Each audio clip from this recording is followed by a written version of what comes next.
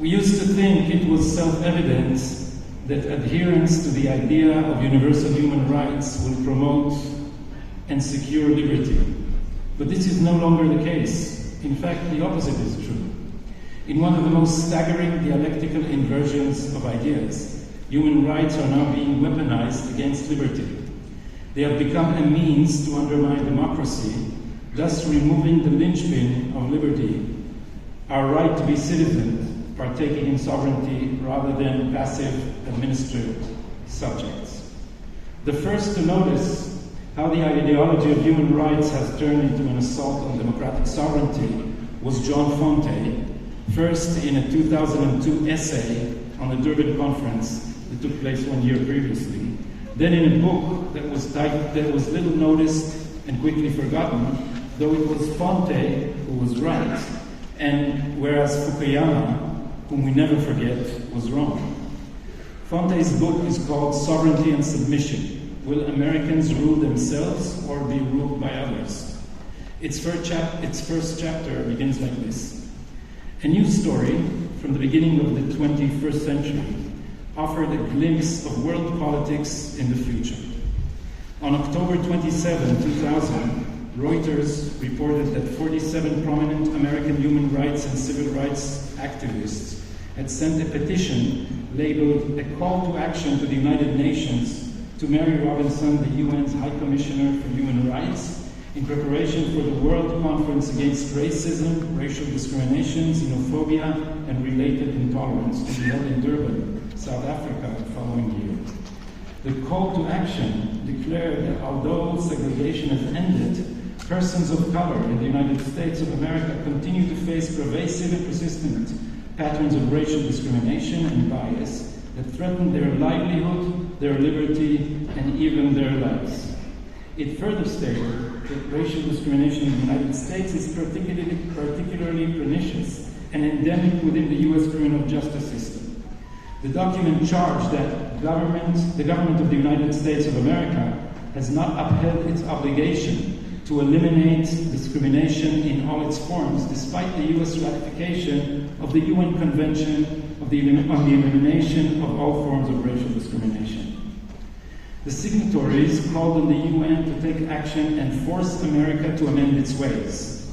What is notable about all this, Fonte observed, is that the signatories, who failed to convince their fellow countrymen to vote for their agenda, sought a way to force them to accept it.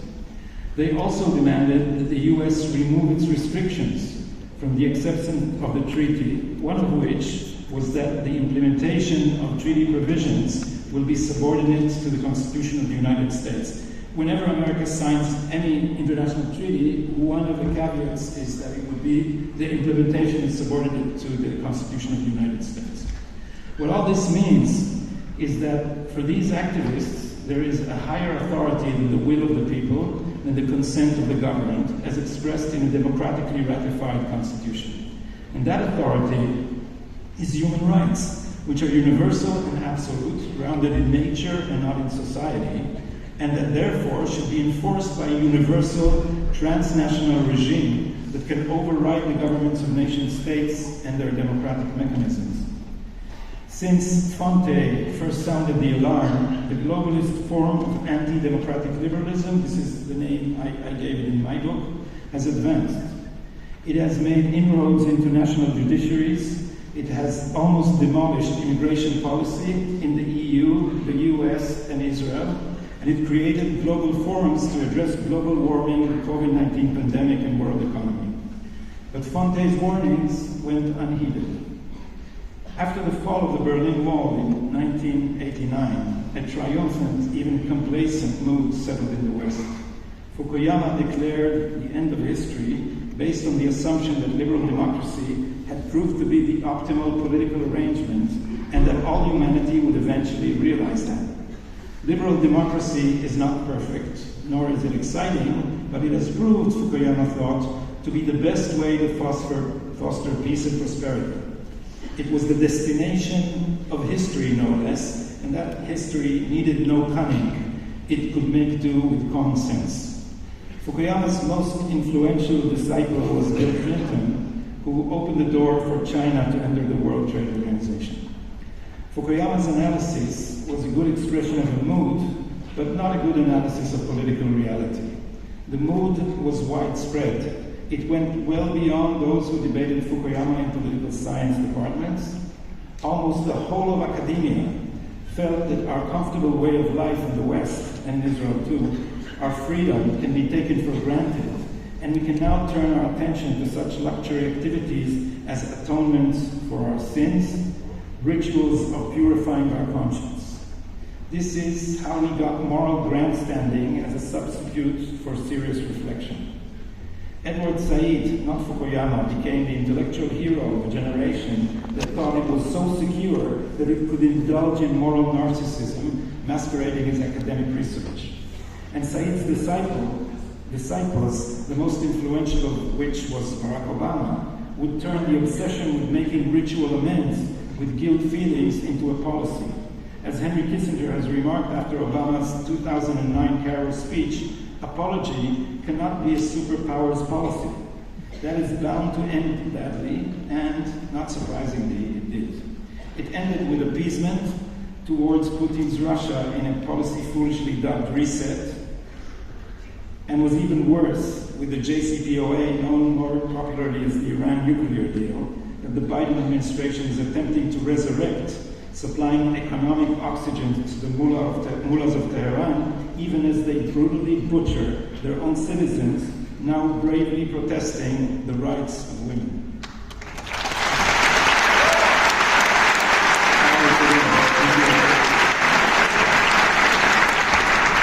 The disciples of Fukuyama and Said did not see the possibility of a new threat like China, because they could not imagine that a form of capitalism could coexist with totalitarian control. The West just assumed that capitalism and a free world market will make China liberal and well disposed towards a fiction called the international community. The West made a similar mistake regarding Russia, because it could not imagine that socialism would be replaced by a kleptocracy, not a liberal free market democracy. Fukuyama also didn't see the tenacity of political Islam, because fundamentalism has become almost incomprehensible to the Western mind, especially the American mind. Obama and his heirs thought that skin in the game, coupled with a deep apology for post-colonial sins, will cool the rage of the mullahs, rage which must be somehow our fault.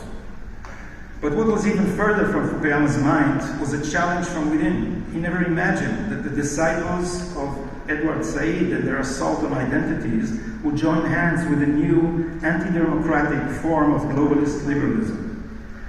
And these two together would finally form a homegrown assault on liberal democracies. Since Fonte published his book in 2011, it has become obvious that this problem is not going away anytime soon. We have witnessed the same struggle here in Israel, in the UN and the EU, and in the US. The issues are mostly the same. Activist judiciaries employ the so-called international law. Illegal immigration is defended in the name of universal human rights. NGOs summon external influence on nation states, and transnational institutions enact policies that force the hands of democracies. Think not only of the UN and EU, but also of the International Criminal Court, the International Monetary Fund, the World Health Organization, etc. My own book attempted to document these phenomena using mostly the case of Israel, which I think is instructive, since we are often considered the paradigmatic nation state. But I want to finish by pointing out a specifically Jewish issue. Anti-Semitism, too, is now conveyed astonishingly in the language of human rights, by making Jewish national identity the one illegitimate national identity, by claiming Israel itself is an apartheid. The language of human rights is made to say that only one people, the Jews, have no right to self-determination. That should complete the picture by ending where we started, the Durban Conference. An orgy of anti-Semitism could not possibly choose a more Orwellian name: the World Conference Against Racism, Racial Discrimination, Xenophobia, and Related Intolerance. And this makes it hard for us, because who is against human rights? But if you survey the Israeli scene, almost any NGO which has the phrase human rights in it is in some form anti-Semitic. And so we have to start being self-confident and bold and stand up to these people and call them.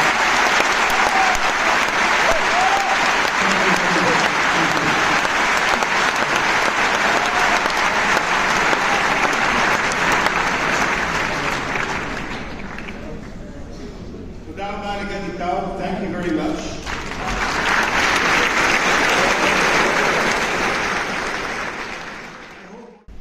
I'm happy and proud to invite to the stage the most eloquent speaker of the conservative movement in the United States of America, if not the world, my friend Ben Shapiro.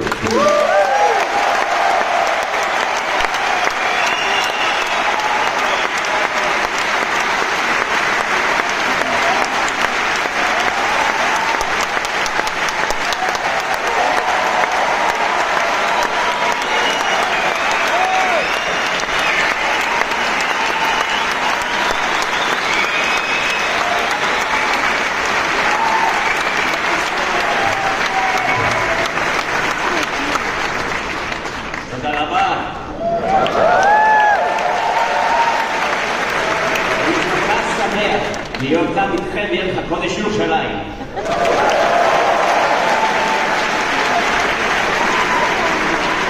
Before I get started, a quick note. Some of you may have come to Tel Aviv to see me a couple of months ago, and I know a lot of people are wondering about the beard. And the answer is I finally hit puberty.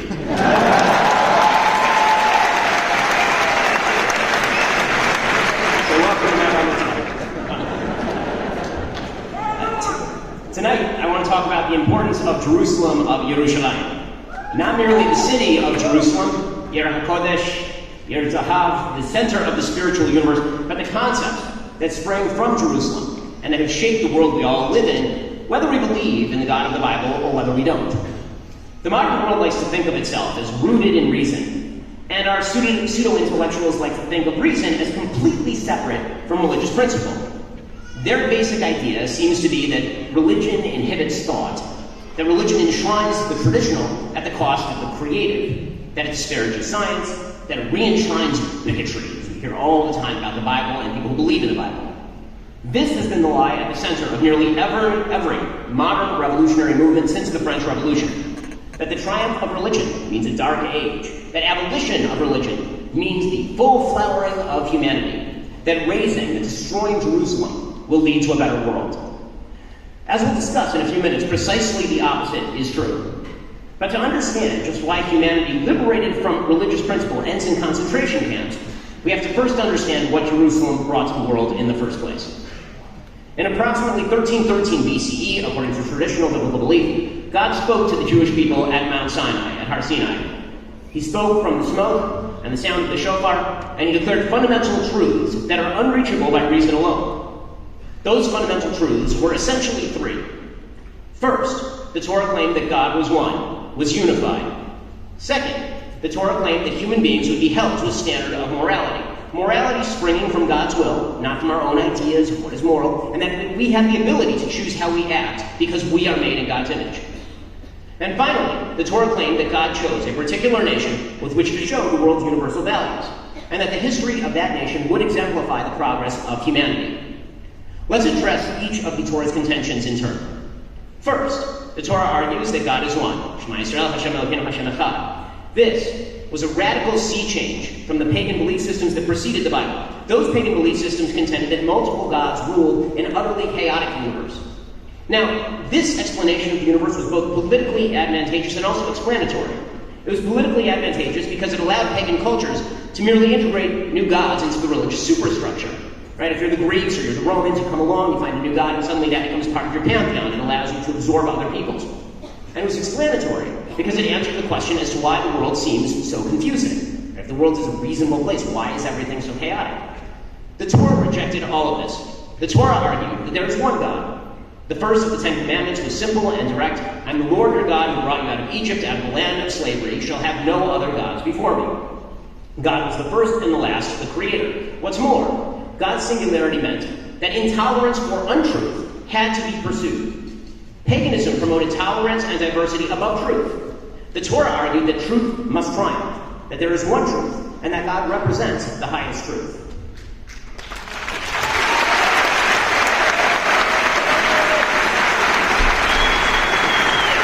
What's more, the Torah argued that God rules over a universe governed by his will, his singular will, a prime mover, a singular God instead of myriad gods, a panoply of gods, would require that logic governs the universe, a predictable set of rules discernible by the human mind. And indeed, that is the precise claim of the Torah. Lo b'shamayim hi, it's not in the heavens, it's here for us to learn and for us to discover. The universe isn't random, the rules are generally understandable. The Bible isn't just a set of stories designed to explain why the rain falls and the sun shines. Instead, the Bible lays forth for the first time an argument for the internal logic of the universe. God created that universe step by step. He governs that universe in a fashion we can investigate. In Bereshit, in Genesis, the patriarch Abraham asks God to abide by his own rules for right and wrong, for example. When God says that he wants to destroy Sodom and Gomorrah, Abraham argues with God over right and wrong. He asks God whether collective punishment is appropriate if there are still good people living in the city, and God answers him. God doesn't merely ignore Abraham or silence him. Instead, God engages with man. In a chaotic world with no master moral values, the story of Abraham makes no sense. Now, Judaism doesn't claim we're capable of understanding all of God's motives or actions. We can't understand all of the rules in Exodus. Moses specifically asks God to show him his face, and God refuses, saying, "You can't see my face, for no one can see my face and live." This metaphor is God's way of saying that we humans cannot completely understand God. But God does have a standard, even if we can't fully comprehend it. Right? God's answer is that he's going to walk in front of Moses, and Moses will be able to see his back, will be able to see the knot of his tefillin in time. God doesn't randomly change his standards. He is the rock, his ways are perfect, all his ways are just, a faithful God who does no wrong, upright and just is he. The notion of a moral universe is a Judaic creation. It's woven into the name of Israel itself. Yisrael, of course, means struggle with God. And God wants human beings to struggle with him, because that is our task on earth, to try and understand God's moral standard and then enact it. Second, we know from the Torah that God demands that we act morally, that we have the ability to choose because we're created in God's image and God is inherently creative. Before the Bible, man was cosmic chatter, a speck, rooted about by the forces of the divine. The gods didn't expect much of man beyond simple bribery, every so often burn an animal carcass, and it was pretty much as good as it was going to get. There was no linkage between what we would deem moral behavior and divine expectation. The gods were arbitrary. They were not chained to rules. Human behavior wasn't tied to divine behavior. The Bible offered a different perspective. A singular God meant a singular standard for behavior. Consequences were supposed to be life lessons, meant to teach us to be moral. Sin had consequences, and by the way, does have consequences in the real world. Now, that didn't mean that every sin would be punished with prompt and proportional consequence, because God doesn't play whack-a-mole with human sin. But it does mean that following God's commandments would usually lead to better life results than doing the opposite. Polytheism argued that the gods were holy and thus human beings ought to serve them. Judaism argued that we ought to be holy in imitation of God. And Judaism argued that we had the ability to choose to be holy. Polytheism had little notion of the value of individual human beings. This wasn't true for the rulers in polytheistic cultures, who were ranked among the gods themselves. So look back to basically any ancient country, from Egypt to Mesopotamia to Rome. If you look at any of them, the leaders were the people who mattered. They were made in the image of God. Literally, they would say this in all of their writings. Epic heroes of the ancient myths are identified with the gods. Commoners never even appear in the narrative. The Torah fought the notion of human inequality before God tooth and nail. We are all created equal before God in our endowment with a certain level of free will. Perhaps most importantly, the most important sentence in human history was this from Bereshit Aleph Kazayim, right? Genesis 1:27. God created man in his image. In the image of God, he created him. Male and female, he created them. Instead of a ruling caste with the power of free will, now all human beings, each and every one of us, was granted the value of choice. God stamped us all, breathed life into all of us, formed us out of the clay, out of the ground. The creation story itself is designed to demonstrate how the first man, Adam, used his innate power of choice wrongly, and we are all Adam's descendants. One of the most moving segments in the Bible takes place just before Cain slays his brother Abel. God sees that Cain is jealous that Abel's offering has already been accepted. And God passionately informs Cain, "Why are you annoyed? Why has your countenance fallen? Is it not so that if you improve, it will be forgiven you? If you not improve, however, sin lies at the entrance, and it longs for you, but you can rule over it." There's a constant recurring theme in the Chumash. God lays out the importance of choice, of proper exercise of free will. He says in Shapiro, "See, I set before you today life and prosperity, death and destruction. I command you today to love the Lord your God, to walk in obedience to him, to keep his commands, decrees, and laws. Now choose life, so that you and your children may live." Because we choose, we are God's partners in creation. We're signatories to a covenant with God, in which we have to play our role and choose to abide by our commandments. And free choice is the central element. When God brought the Jews out of Egypt and stood them before Sinai, he required them to sign on to the program. And they made an affirmative decision to contract with God, and they did so without even waiting to hear the terms. Na'aseh v'nishma, we will do and we will hear. Freely willed action even preceded justification. The third lesson of the Torah is that history progresses. And the Torah uses the people of Israel as an example of that divine presence in history. Now, history in a lot of cultures has no beginning and no end.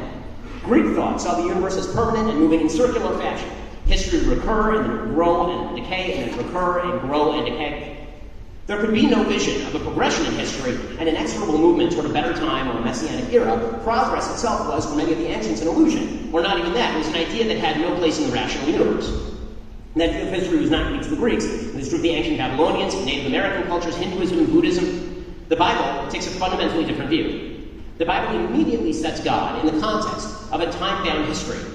God, of course, exists outside of time, but he's intimately involved in creating progress. The Jewish creation story notes that God intervenes day by day to create new levels of complexity in the material world, and then he rests. When God intervenes in the world, it is to better the lot of mankind or to teach lessons. God inserts himself in history by preserving Noah and his family. He restrains himself from stopping history ever again by destroying his creatures, no matter their choices. God manifests himself to Abraham to send the first monotheist on a journey to a place that Abraham doesn't know. And God then makes a covenant with Abraham to build him up into a great and mighty nation connected with a particular parcel of land, Eretz Israel.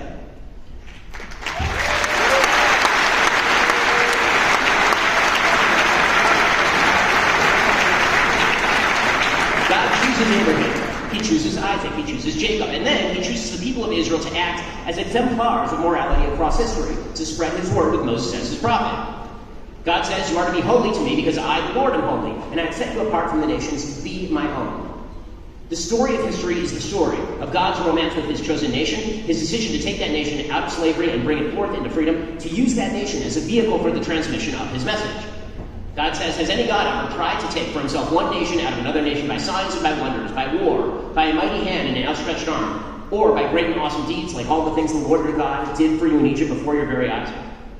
But, of course, history isn't linear. The plot has twists and turns. The story of humanity is the story of the romance between an honorable God and a straying nation, a nation that knows better, but has to learn and relearn to love God once more, and a God who occasionally hides his face, but waits patiently for his people to return to him. With each relearning comes progress, movement toward that historical finish line. We are all part of the great drama of history. History gives us a place. It gives us a rationale. We may live as individuals, but we're part of the tapestry of time, the great chain of history. And even if our thread comes to an inglorious end, God weaves with us. History, in short, can progress. It can progress because God cares about us as individuals and because he's invested in our history. And the Torah argues that the eventual culmination of history will come with a universal recognition of God and his handiwork, with the Jews as the treasured jewel shining forth light from Jerusalem, from this city.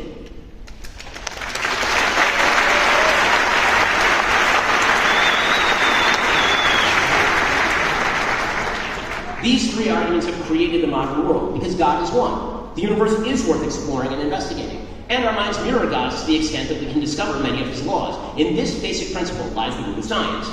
Because God gave us free will and demands of us morality, we have to pursue virtue within the context of freedom. Tyranny is an imposition on our individuality, but libertinism, the perversion of liberty, is a betrayal of our holiness. The notion of ordered liberty began at Sinai. Because God tells us that history progresses and that progress is possible, he demands of us that we pursue it. And because God chooses a people as his example, he tells us we have to understand that progress can be achieved in a number of ways, with respect for those of other nations and cultures, and in understanding that there are certain moral values that stand above all of us.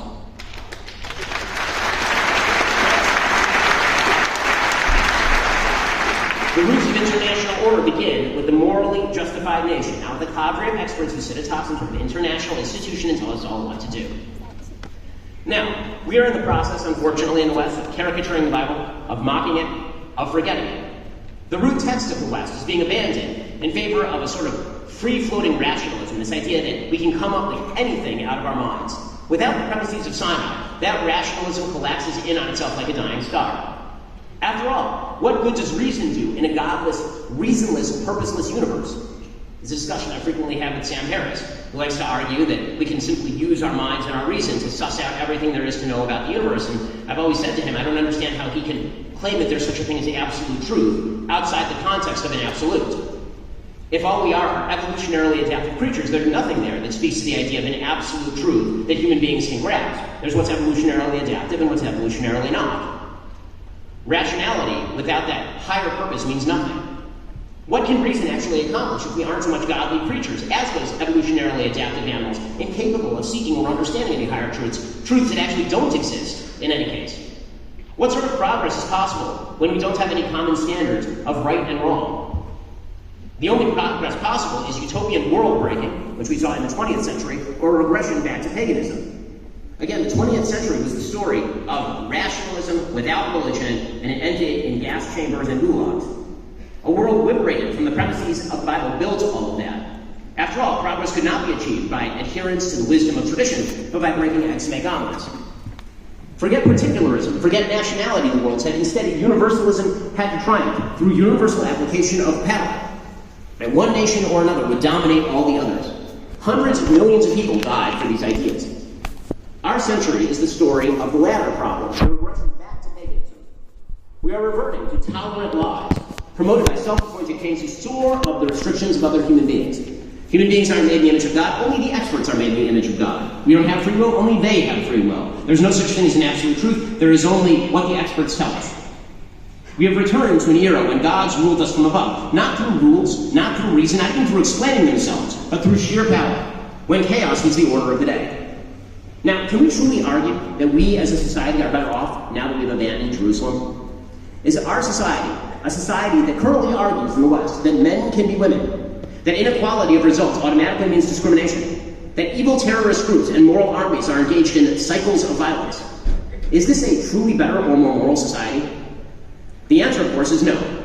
We must return to Jerusalem. We must never forget Jerusalem. For so long as it remains in our hearts, so will the God in whose image we were created.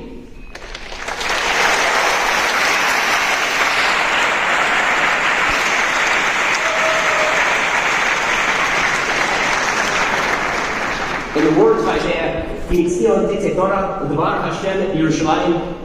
the Torah will come forth from Zion, and the word of God from Yerushalayim. Thank you so much.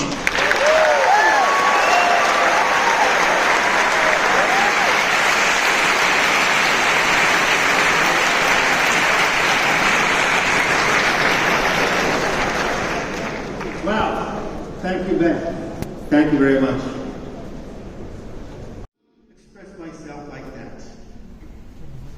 He changes the next generation, a worldwide generation, on one thing: how to take responsibility for their own lives.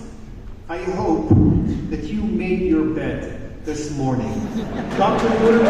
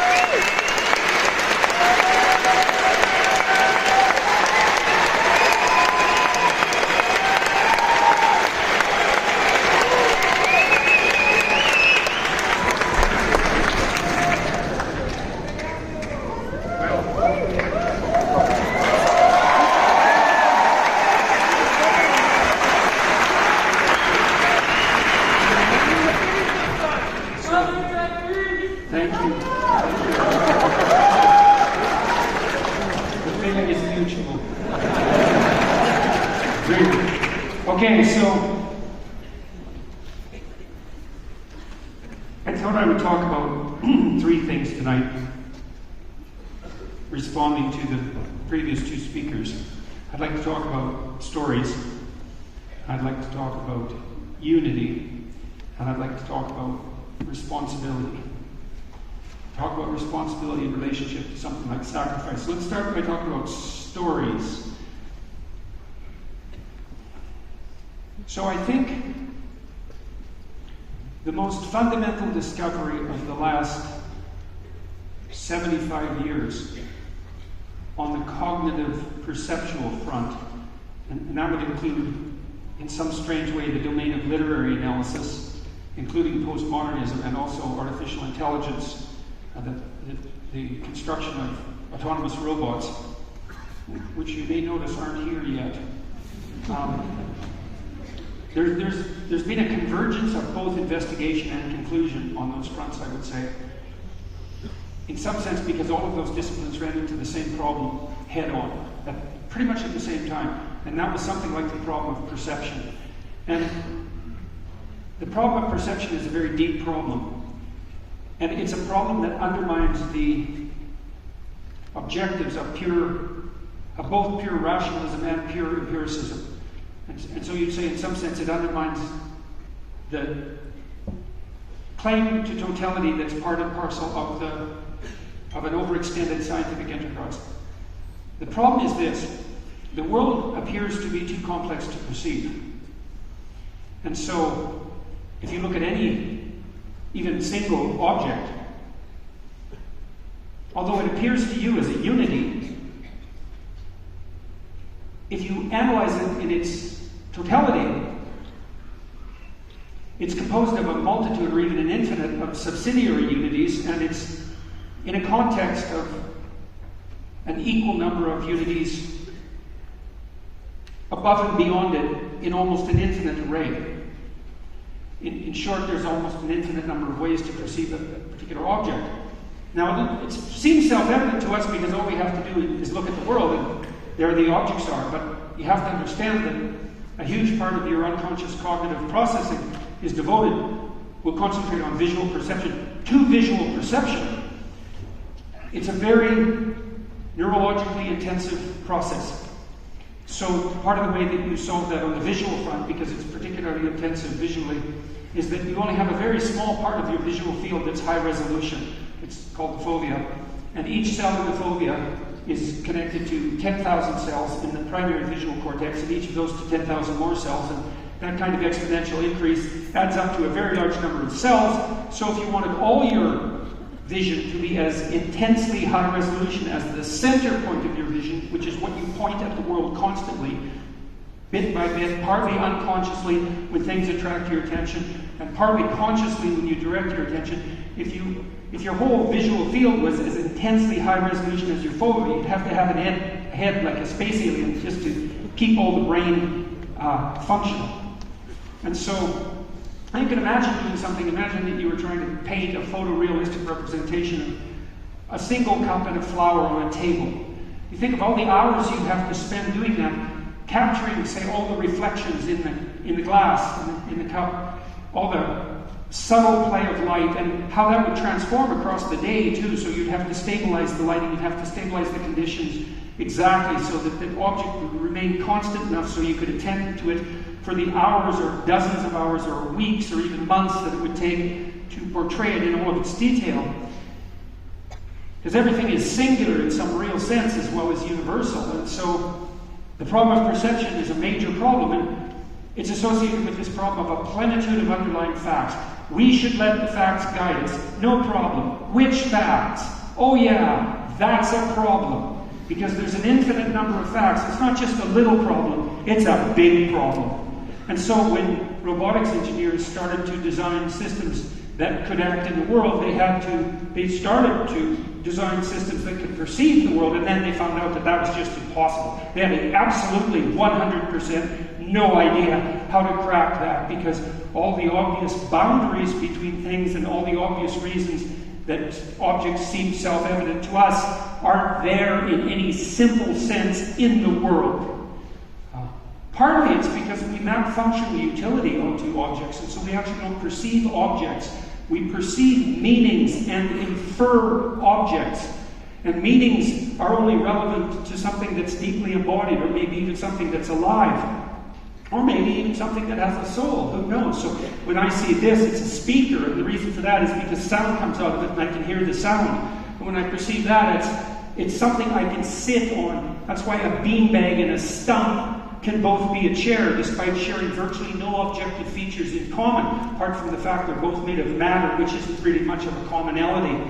And so you can sit on a stump and you can sit on a beanbag, and therefore they're both chairs, and I suppose those tables could be chairs too, because you can sit on them. There's a functional element to object perception, and it's not secondary. It's not like you see the object and then infer the function, because the way your nervous system is set up, the fovea pattern recognition systems map directly onto the motor output systems even before they map onto conscious vision. And so there are people who are blind who tell you they can't see anything, but if you put up your hand in front of them and you ask them to guess which hand is up, they can guess with 90% accuracy. And they also respond psychophysiologically to flashed faces that show, say, facial expressions associated with anxiety or fear or pain. And so they can't see, but their eyes can map the meaningful patterns of the world onto their bodies. And our visual systems are complexly layered like that. They map onto us at multiple levels of analysis. And so we have to see the world. We see the world as a meaningful place. We see the world as a meaningful place before we see the world as a world of objects. Now that's something, if it's true, that's something. And then you might ask, well, what is the structure of meaning through which we see the world? And that's the next question. What is the structure of meaning through which we see the world? And the answer to that is, that's what a story describes. And that's why we love stories, because seeing the world so we can navigate through it, let's say, seeing the world so that we can make our way forward, we can participate in the ex hodos, the way forward, let's say, means we have to see the world through a story. Now, the postmodernists figured that out, and that's part of why their critique of science is actually quite devastating. Because they did make the claim in some real sense that the scientific narrative, the scientific process, has to be nested in an underlying narrative. And that turns out, I would say, to be true. So, 2 thumbs up, perhaps, to the postmodernists for that discovery. Where they went wrong, and very deadly wrong, and politically wrong, and wrong in an intellectually prideful manner, I would say, is they failed to notice the magnitude of the mystery they had discovered, which is, for example, that any given text is susceptible to an infinite number of potential interpretations, which is a postmodern claim. Leading to the idea, for example, that it's very, very difficult to assemble anything like a canonical set of books, because if one text is susceptible to a multitude of interpretations, then certainly a canon of texts is susceptible to an even larger multitude of interpretations. And so then you might say, well, which interpretation is canonical? Which is the argument of every argument, right? Which text is canonical? That's the core of every argument. If you can't solve that for a paragraph or a single text, how can you solve it for a canon? And the postmodernists, allied in some sense with the Marxists, and for many of the same reasons, the desire to bring the margin to the center, let's say, jump to the conclusion that the narrative that we impose upon the world, and always have, is one that is nothing but the expression of naked power. Right? We hear that all the time. It's all about power. It's all about power. What's history? Well, it's a power dynamic. It's a power dynamic between the bourgeoisie and the proletariat. It's a power dynamic between competitors in the economic environment. It's all power between men and women. It's all power. That's history explained in one term. What's the present like? It's all power. It's all domination. It's all oppression. It's all victimization. It's all naked power. That's convenient for you if you want to express power, because if that happens to be the ethos by which you live, then why wouldn't you use power to put yourself forward in the world? If that's the landscape itself, and that's the fundamental Marxist narrative, but not only the Marxist narrative, it's a deeper story than that. I would say Marxism is a branch of the claim that the proper rule of the world is the spirit of power. And that's wrong. And not only is it wrong,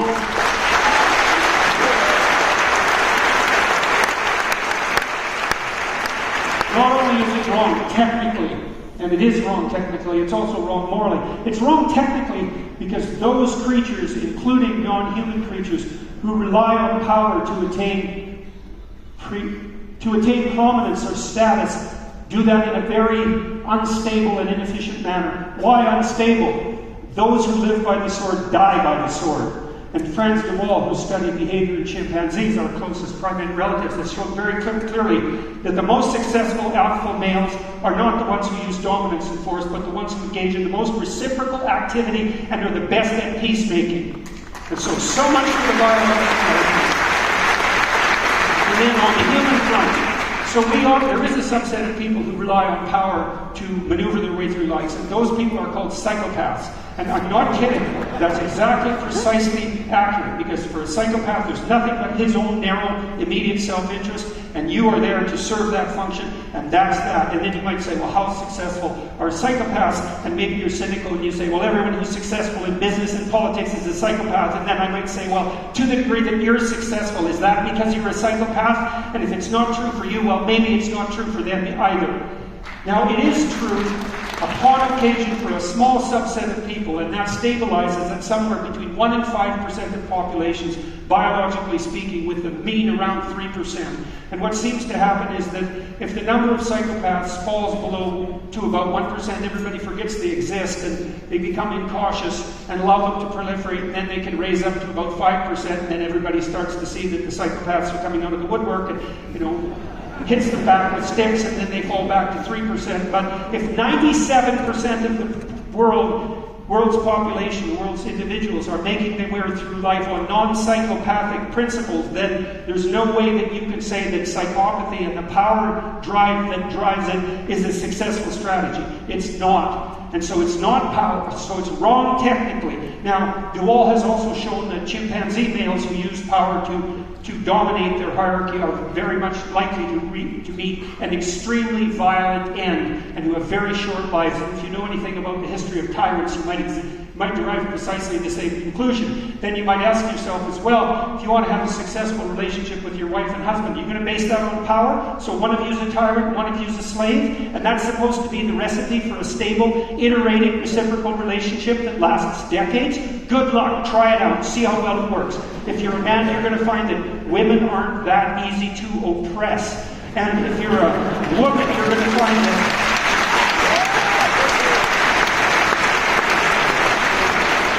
if you're an utter tyrant in your feminine way and you demand too much, all you'll do is demoralize your man to the point where you won't want to sleep with him, and that you'll feel that you're in your own special kind of well-deserved hell. And so it's not the basis for a stable relationship, and that's partly, and this is also extremely important. You imagine that there might be one rule that would govern our interactions if we only had to interact once. And that rule might be, I can dominate and win. I never see you again. I can take everything you have, and that's the end of it. But that's not the world that we live in. The world that we live in is a world of iterated interactions, right? Multiple games played over very long spans of time with many people involved. And so there's an ethos that emerges out of that, that's something like an ethos of fair play. And people abide by that, and it's because it's a deep instinct and it's a deep moral calling to be reciprocal, to treat other people as you would like to be treated. And that's a good antidote to the ethos of power. And it's part of a much deeper story, which is a story that I would say the people of Israel originated in large part. And so let's talk about unity. Here's what unity does psychologically. You're either unified, which means you're pointed in a single direction, and that your attentional priorities are linked towards some integrated aim, or you're aimless and hopeless and anxious. Because if you're scattered all over the place because you don't have a central narrative, then anxiety emerges to signal the fact that you have too many competing alternatives in front of you. You're disunified. Consequence, negative emotion, anxiety in particular, which signals entropy, which signals disunity. So that's the marker of not being unified. What's the other marker? Most of the positive emotion that you experience, we know this neurophysiologically, most of the positive emotion that you experience that makes life worth living, analgesic positive emotion, anxiolytic positive emotion, the positive emotion that gives you hope and curiosity and drives you forward, that's experienced in relationship to a unified goal. And the higher the goal, the more hope and positive emotion that's experienced as you view yourself making incremental progress towards the goal. So you need a unified goal that's transcendent in order to quell anxiety and to give you hope. And the technical details of that, I would say, are already laid out. So that's you now. So that's on the individual front. If you're not unified, which means in some sense that the ethos, the spirit that inhabits you is not. It's a plethora of deities rather than a monotheistic structure. If it's a plethora of deities rather than a monotheistic structure, you're anxious and hopeless because you're scattered all over the place. So what happens socially? Well, socially you're either unified or you're not. If you're not unified, then what are you? Well, you might be diverse, possibly, although you can have diversity and unity, which is what happens in a healthy and well-established family. But if you have no unity socially, then you have disunity. And if you have disunity socially, well, what do you have? You have confusion and hopelessness, and that degenerates into outright conflict.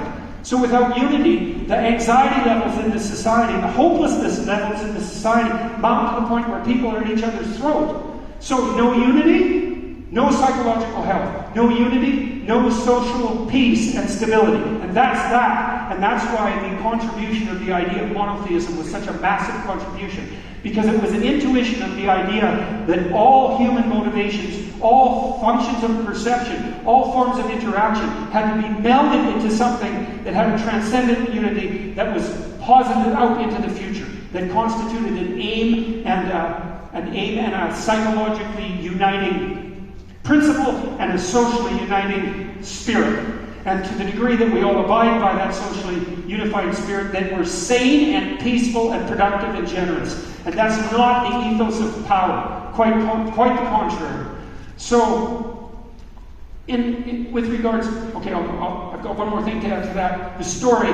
So, what's the antithesis to the spirit of power? Well, that's partly what's laid out in the biblical corpus. So imagine that there is a spirit that's antithetical to the spirit of power, maybe the spirit of deceit, maybe the spirit of pride, catastrophic spirit of dissolution. It's a complex spirit because a transcendent unity has to unite everything, and something that unites everything is very difficult to apprehend as a unity. And so what the biblical corpus does is it aggregates a set of micro-stories which are representations of the transcendent spirit that unites us psychologically and socially. That's the nature of the biblical corpus. And the human imagination, or God's divine providence, take your choice, has picked these stories because they each shine a characterological light on the nature of the spirit that unites us in the highest possible sense. So we can walk through that relatively quickly. So in the story of Adam and Eve, God is not least.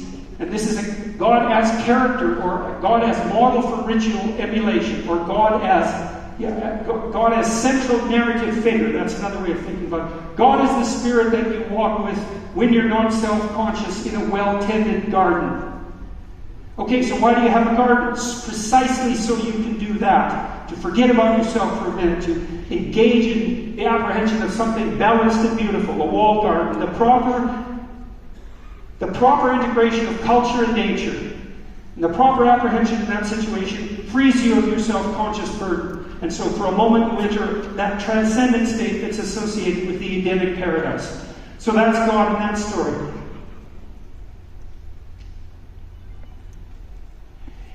Later in the story of Adam and Eve, God is the spirit that calls you to conscience when, like Adam and Eve, you've bitten off more than you can chew. In the story of Cain and Abel, God is the spirit of conscience that calls to you when you've made improper sacrifices and are facing the consequence of your unwillingness to go all in on your life. In the story of Noah, God is the spirit that calls to you, if you're wise, when trouble is coming and you're determined to batten down the hatches. In the story of Abraham, God is the spirit that calls the overprotected and unwilling, despite their resistance, out into the adventure of their life. In the story of Moses, God is the spirit that calls to those who are oppressed and in slavery to free themselves from the grip of tyranny, whether it's their psychological tyranny or whether it's the tyranny of the state. And so all of those stories point to an underlying transcendent unity of character, let's say, which is the proper model for worship and celebration and ritual emulation that's united, that's the antithesis to the, let's say, darker and more multiplicitous spirits that might rule the world. And part of the religious enterprise is the elaboration and understanding and then the incorporation, ingestion, and modeling of that spirit in your own life. And to the degree that you do that, you do what the Logos did at the beginning of time in Genesis. You use truth, truthful speech, guided, let's say, by love, to confront the transforming horizon of the future, the chaos and potential of the transforming horizon of the future, and turn it into the habitable order that is good. And that's a manifestation of the image of God that man and women are made in.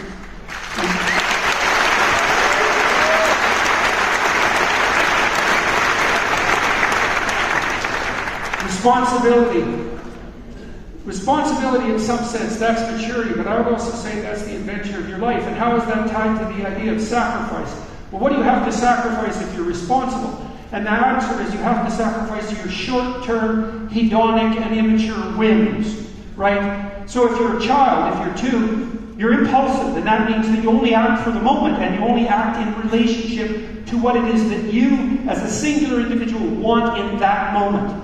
And that's just not a tenable solution to the complexities of life, because you don't just exist in a moment. You exist as an iterated set of identities across time. You yourself are a community that extends across time, and you have to govern every action that you take in the present in relationship to the fact that you can do what you want tonight, man, but you got to put up with yourself tomorrow morning, and you got to put up with yourself for what you did tonight next week and next year and 5 years from now. And every single one of your actions is like that. And so in order to act properly, you have to sacrifice the impulsive gratification and the easy way out that's characteristic of the moment, and extend yourself across time so that you are acting in concert with the highest interest of yourself in the broadest possible range of contexts. And that's what it means to be an adult. And you do exactly the same thing with other people. In a relationship, in a marriage, you're not just who you say you are from moment to moment. You have to negotiate very carefully with your wife or with your husband on an ongoing basis, every week, every moment in some sense, while you're communicating, to understand not only how you can get what you need and you want, which may be necessary and important, especially in the long run, because you have to treat yourself properly, but so that you can do that in a way that your partner can also get what he or she needs and wants, in a way that makes both of you more likely to get what you need and want over the long span, and more so than you would get if you were alone. And if it wasn't the case, why would you bother with it? And then you have to incorporate children into that too, and that gets to be a more complex unity. So if there's 5 of you, well, how do you balance your individual needs and wants with that small collective? And that's the negotiation process that goes on in a family. And hopefully you do that too in the spirit of reciprocity and truth and love. And you take on that responsibility, and that's the core aspect of sacrifice. Right? The great discovery of the human race. That's what sacrifice means. And you sacrifice the foolishness of yourself. You sacrifice the momentary foolishness of yourself to the highest good that you can possibly imagine. And there's nothing in that that isn't good, even though it's difficult. And so that's not mere inhibition of those impulsive gratifications that, if only were allowed to be manifest fully, would set you free. Quite the contrary, you would have precisely the freedom of an extremely badly behaved 2-year-old. And that's no freedom at all, right? All that is freedom to wander in the street and get crushed by the first car that drives by. And there's nothing in that that's proper, unless you're 2. And then only for a year. So,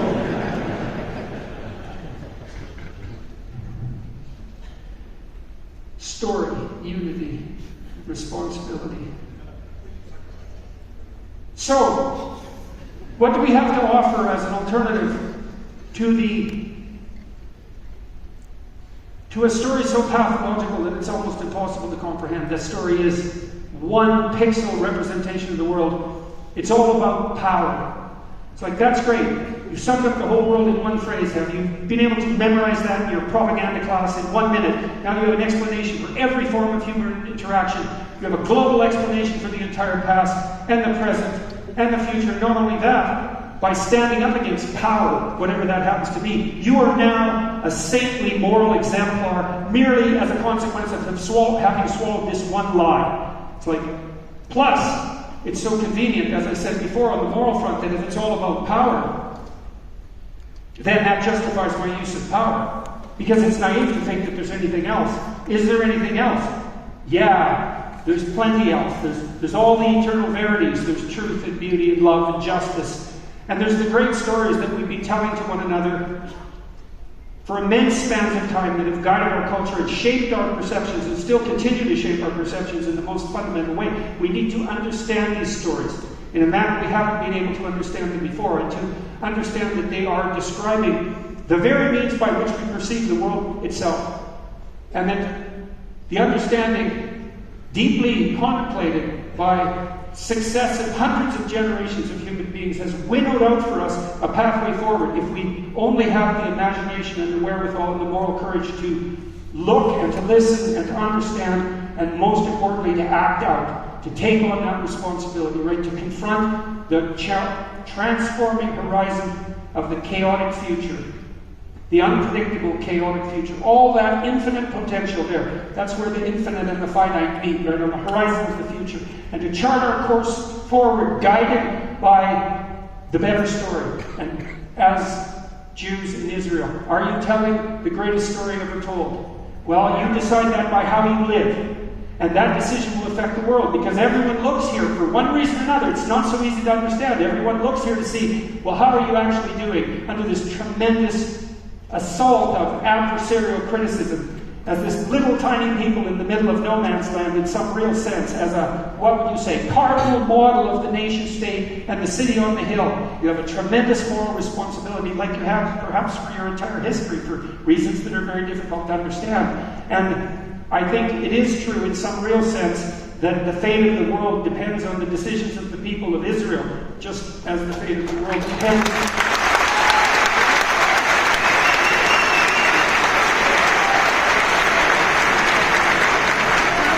just as the fate of the world depends on the decision of every individual. So you make yourself a shining light on the hill, right? You attract people here because of what you're capable of doing. You show the world what the holy city could look like, because we need it. We need it. It's up to you to do it. Thank you very much.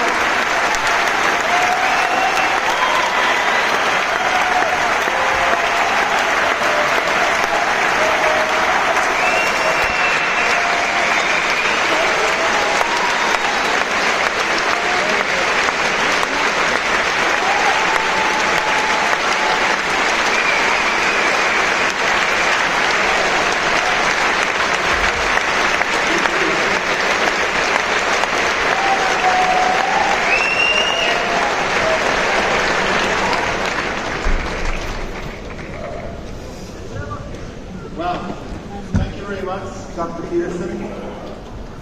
And the applause explain how we try to understand.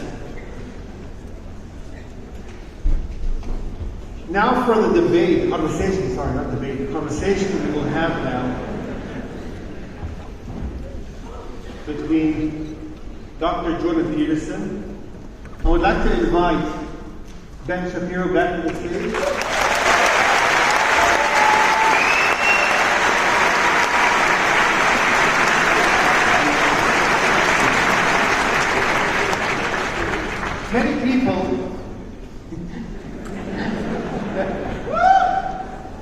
Many people speak about Jerusalem. Generations dreamt about Jerusalem for thousands of years. The brave ones had the honor and the right to fight for Jerusalem. And in honor of all these dreamers and all these fighters, only a handful have succeeded to give Jerusalem its international status it deserves.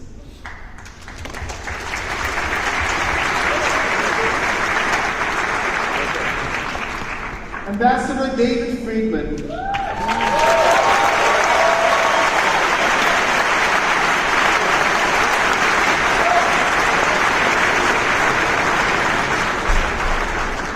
Ambassador David Friedman is one of those few who managed to return Jerusalem back into a city of peace.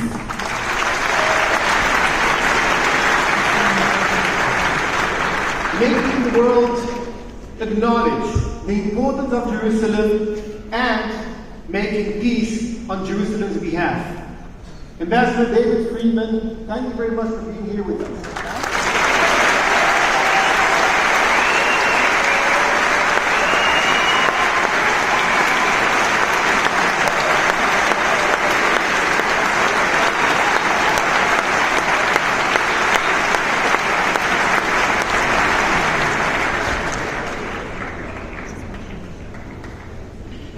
So I've been on your show, Ben, and I've been on your show, Jordan, and now I find myself in unfamiliar territory. Being the one asking the questions, I hope it goes well. It is such an incredible thrill to be here with both of you in Jerusalem, the eternal, undivided, forever capital.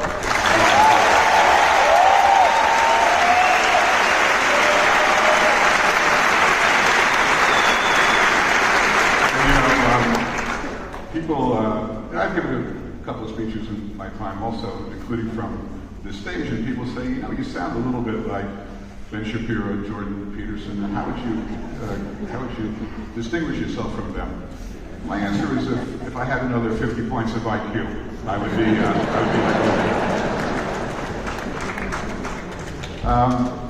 and let me just thank Tickle Fund and Amiyad Cohen. So many people deserve so much credit. Understand that this place is packed, and the tickets just went on sale about 2 weeks ago. I mean, if there were another 10,000 seats, you guys would have filled it. And by the way, nobody knew I was coming, so I can't take any credit for it. So it's all you too. But kol hakavod to all of you for coming. You've all got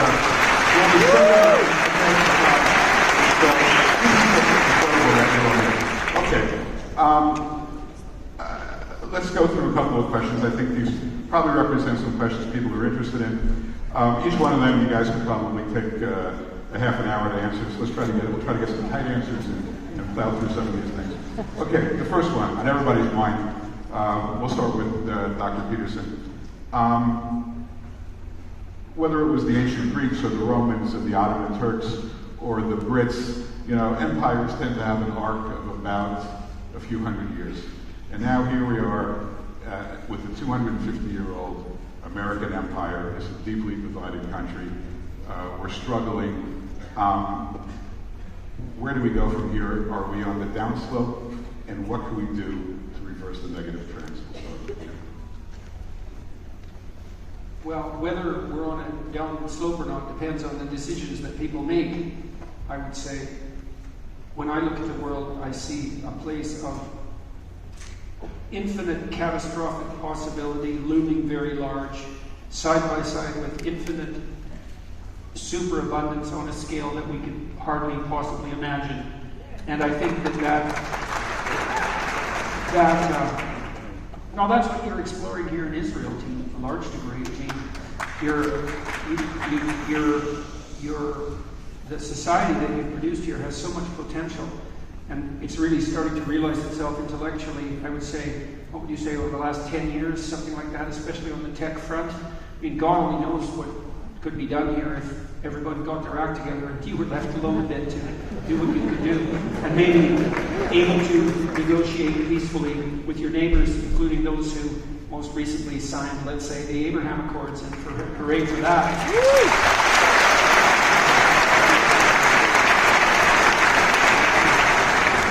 There's a man named Miriam Tupy, who you should know about, Tupy, T-U-P-Y, just wrote a book called Superabundance, and he's done some very interesting economic calculations in that book, showing, for example, that the wealth of the world is now, in terms of pure purchasing power, is doubling every 14 years, which is absolutely beyond comprehension. In China, every 7 years. People are twice as rich every 7 years in China. It's just beyond comprehension. And that every child born now, instead of being a net drain on resources, according to Tupy's calculations, will produce 7 times as many resources in their lifetime as they consume. And so we could have a world where everyone had more than enough, more than enough to eat, more than enough space, more than enough freedom, more than enough education. And that's right in front of us. Or we can break everything like resentful fools, and man, it's a tight battle at the moment. And so one of the things that people on the more traditional front have to do is to tell a better story. Ben and I have been working, I would say, diligently on that front, trying to, and very many other people as well. Jonathan Pazio was a key player in that, as is John Levacki, I would say. And there's other people, of course, trying to lay out what a better story would look like. And the best story, may the best story win. That's the issue. May the best story win. And so it's up to us to tell a good story, to act one out. And it's up to the Republicans in the U.S. to dissociate themselves from this victimization narrative, which was, oh my God, I'm such a loser, the election was stolen from me, which is pretty off-brand for Mr. Trump.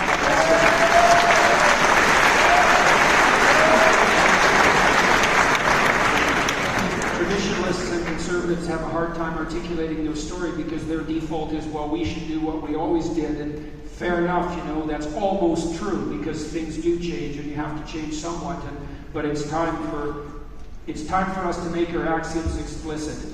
And I think that's what I did to some degree in my books, which is why they became successful. And people say to me, well, you gave me words for things I knew to be true but didn't know how to say. It's like, in a time of crisis, you have to make the self-evident explicit. And that's part of what great storytelling is all about. So, thank you.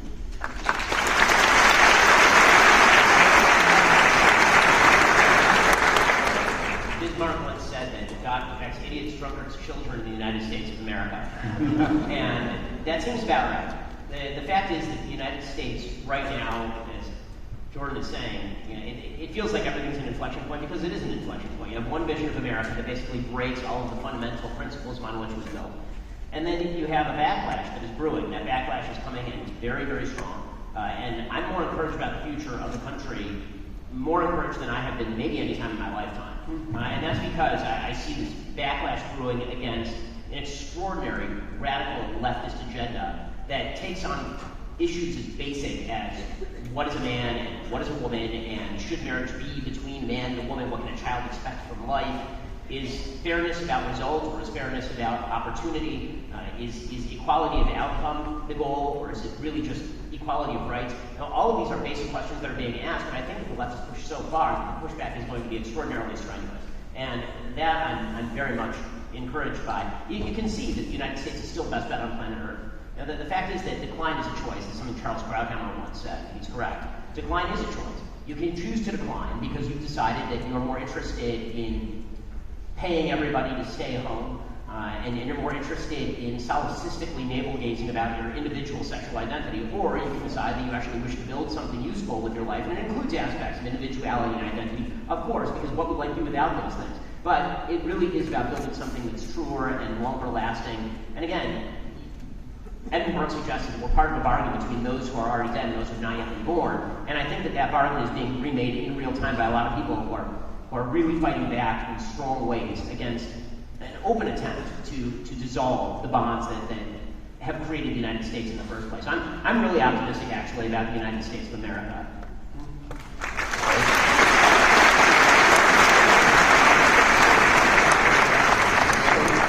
Let me start with you on this one, Ben. This is a conference on liberty. And we don't wrestle with that concept much in the United States, or Israel as a concept, as a goal, but liberty hasn't worked perfectly elsewhere in the world. You remember about 10 years ago we had the Arab Spring, and it didn't bring us any more any advancements in human rights or in democracy. We had an election in Egypt that brought temporarily the Muslim Brotherhood to power. Thank God that's not the case anymore. So as we talk about liberty here in the Middle East, not necessarily Israel, but the Middle East, are there limits? Are there limits to how far we should be advancing liberty in an environment where we expect that the exercise of that liberty could really be very dangerous? Well, I think that we're defining liberty in a couple different senses, even in a question like that. So there's liberty of vote, and then there's actual fundamental human liberties, the right to freedom of religion or the right to free speech. In a country that has no history, for example, the right to religion or the right to free speech or the right to own property, the liberty of vote doesn't do a whole hell of a lot of good, because the only thing that you're accustomed to having as a leadership class are people who are totalitarians. And that's what you saw when there was an election in Hamasistan over in the Gaza Strip. And it's very easy to say that everybody should be able to vote in their leadership. The minute they vote in a terrorist group, things get very clear very quickly. The fact is that the creation of democracy was actually the capstone in the development of liberty over the course of a millennia in places like Great Britain. And this idea that everything sort of just sprang full-fledged out of nowhere in about 1775 is just not true. I mean, there's a reason that liberty, in the way that we understand it in the West, arose in the West at a particular time, in a particular place, after hundreds of years of negotiation. And Magna Carta is written 500 years before the Declaration of Independence. It takes quite a while to go from point A to point B. And expecting that every society is simply going to graft on the institutions of the West that, again, have been developed evolutionarily over the course of centuries. They're just going to do that overnight, and then magically freedom lives in every human heart. I think, listen, I voted for George W. Bush when I was old enough to in 2004, and I think that one of the most foolish things he ever said is the idea that liberty is the beating heart that sort of animates every human being. Well, you have to be taught to love liberty. If people love liberty innately, at least at the expense of other values, then everything would be very easy, but things are not easy. And in fact, you have to have cultures that inculcate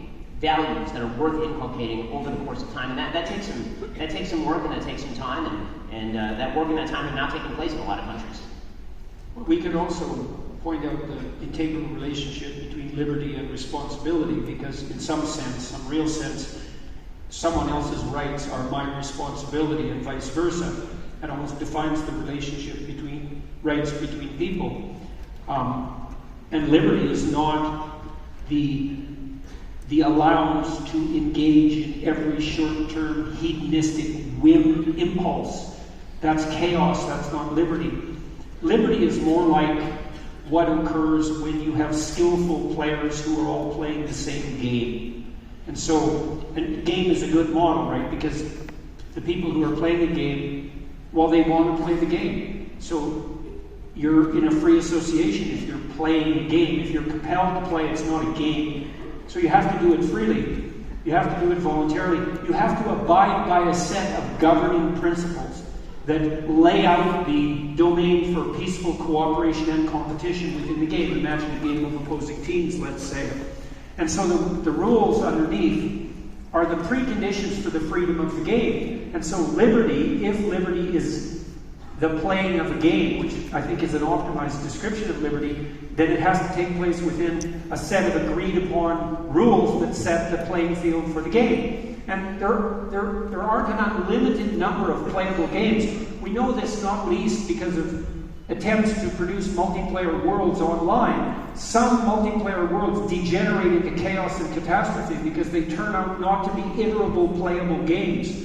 And so the universe of playable games is actually structured in some way that we don't fully explicitly understand, but it does abide by certain principles. Like, well, for it to be a game, it has to be a game played by people who are voluntarily associated. And then there has to be a minimum number of principles that everyone understands. And there has to be some structure of hierarchical punishment and threat and reward. And you have to be a good loser. And you have to be a good winner. And you have to want to play the game again. And you have to facilitate the development of your teammates. All of that. And so liberty has to be construed not so much as the absence of super-ego-like rules that are doing nothing but imposing upon your hedonic, narcissistic, biological whims, as more like the integral balancing of all your motivations and emotions within an iterable structure. That's liberty. It's like a game. When God tells Moses to tell the Pharaoh to let the people go, that is not what he says. He does not say, tell Pharaoh to let my people go. He tells Pharaoh, let my people go, so they may serve me in the wilderness. And that's repeated 10 times, which means that God means it, by the way, because that's why he says it 10 times. And it means something like, when you move from freedom and you move into chaos, all you've done is move from tyranny into the desert. And the desert's no better than the tyranny. That's why the Israelites get all fractious in the desert. That's why they wander around blindly for 40 years. It's like, out of the tyranny where everything was ordered, into the desert where nothing is ordered. It's like, that's not an improvement. And whatever the promised land is, it's not the mere domain of narcissistic 2-year-old impulsive whims and freedoms. In that sense, I can do anything. It's like, no, you can't. No, you can't. And you don't even want to.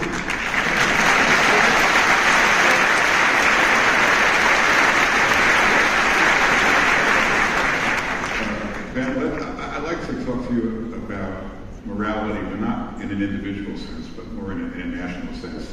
And I lived with this when I was ambassador in Israel. You know, Israel's a little tiny country, right? And obviously, its most important ally is the United States. But it has other relationships too. It has relationships in Africa and in Europe and in China. And we used to always try to, to the extent that we could, and it was appropriate, we would try to steer Israel in its business dealings away from countries that we didn't trust. But it's complicated. And it's gotten even more complicated now with the Russian invasion of Ukraine, because Russia has a large Jewish population, and because Russia is on Israel's doorstep in Syria. So how should a government, how should a country that obviously its first responsibility is to its own citizens, how does a government sort this out, the competing moral challenges that it faces, the type that I discussed? Well, when you're talking about a country like Israel, or many of the countries of Eastern Europe for that matter, where their own survival is at stake, the first rule is, in order to have a country that's able to act in the future, it actually has to survive. And so, if the United States is asking, whether it's Latvia, Lithuania, Estonia, or Israel, to foot the bill for commitments the United States is making in a way that is unfootable, those countries simply will not do it, because the United States suspect anything else is foolish. That's why, if the United States is going to ask things of its allies, it needs to also provide an incentive structure for its allies that makes it beneficial for its allies to do those things. That's why, when there's a lot of pressure on Israel, for example, to be shipping things like Iron Dome to Ukraine in the middle of a debate over whether Russia was going to allow Israel to take action against terrorists in Syria, and that what exactly was being asked of Israel was unsustainable. And right now, what's being asked of Eastern Europe may be unsustainable. The United States has a terrible habit of writing checks its body can't cash. And that's particularly true on foreign policy. The Americans are a very ideologically driven lot when it comes to foreign policy, which means that we vacillate wildly between head-in-the-sand isolationism and rah-rah interventionism. And when we get involved, we don't tend to have the will to actually carry things through for significant periods of time, which is why 38 million Afghans are now living under the predations of the Taliban. It's why Hong Kong is now living under the predations of China, and it's why Taiwan is living under the nuclear umbrella of China as well. It's why the Kurds have been slaughtered multiple times. Again, this is not to undermine what the United States has accomplished on planet Earth. The United States is the greatest force for liberty and freedom in the history of humanity, without a doubt. With that said, its work to allow America to be that force is not just an ideological commitment, but an understanding of what other countries' interests are. It took the Marshall Plan to ensure that Western Europe remained free of the communists.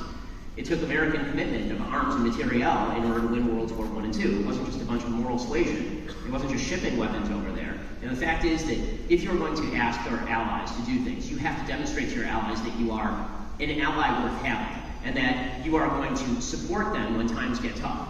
And I think that one of the big problems the United States has had is, again, this wild vacillation on foreign policy makes it very dangerous to be a pure ally of the United States, which is why you're seeing countries, forget Israel, like Saudi Arabia, hedging their bets over the course of the last 10 years.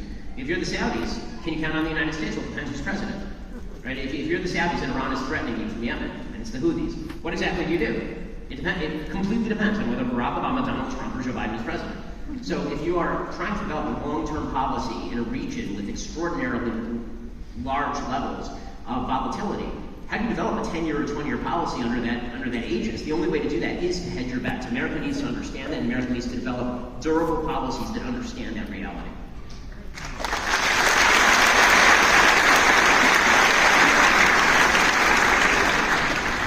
I think that was a good enough answer. You like that answer?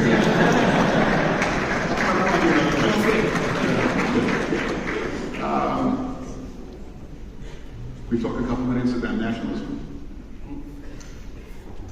This is a great example. Israel is a great example of nationalism working. Right? This is the nation state of the Jewish people. This is one of the great.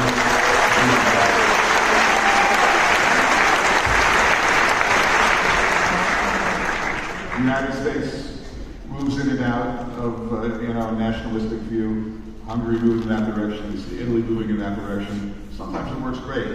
Sometimes it works really badly. Is there sort of a shorthand way to think about good nationalism and bad nationalism? There's a very shorthand way. Render unto God what is God's, and unto Caesar what is Caesar's. right? And the problem, right, the problem with the nation state is that it can easily become God, just like an ideology can, and has, that's for sure. And so, everything in its proper place, right? That's the principle of subsidiarity. That's the principle of the alternative to tyranny that's developed in the story of Jethro and Moses in Exodus. So what happens in Exodus is that Moses is set up or sets himself up as the ultimate judge over the Israelites, right? They're in the desert, they've escaped from tyranny, they have a slave mentality, they're all fractious, they're squabbling amongst themselves because there's no hierarchy of authority. And so Moses sets himself up as judge, and he's judging them from early in the morning till late at night. And his father-in-law, who's a Midianite priest, an archetype of the beneficial foreigner in some sense, was a very common theme in the Old Testament, tells Moses he has to stop doing that because he can't handle it first. It's going to wear him to a frazzle because no one can do that, to be judge of everything. And no one but God, let's say. But it's also really bad for the Israelites, and the reason for that is, well, if Moses makes all the decisions, then what are they? Just infants? Are they just children? Do they have no responsibility of their own? Real responsibility, right? Not artificial responsibility doled out from on high, but real responsibility. So Jethro tells Moses to divide the Israelites up into a hierarchy. Every 10 nominates a leader, let's say a representative, and then the representatives unite and do the same thing all the way up to units of 10,000, and then Moses only does the uppermost judging. That's the proper alternative to tyrannical structure. And you can think of the nation as having a role in that subsidiary structure, right? Is that, well, there's the individual, and then there's the couple, and then there's the family, and then there's the local community, and then there's the state or province, and then there's the nation. And then maybe there's the international organization, but all that's subsumed under some ultimately transcendent principle. And as long as the nation stays in its place and doesn't subsume the levels below it, which is what a fascist state does, well, a fascist state also subsumes the levels above it. As long as the nation doesn't become a pharaoh, then it can have its place.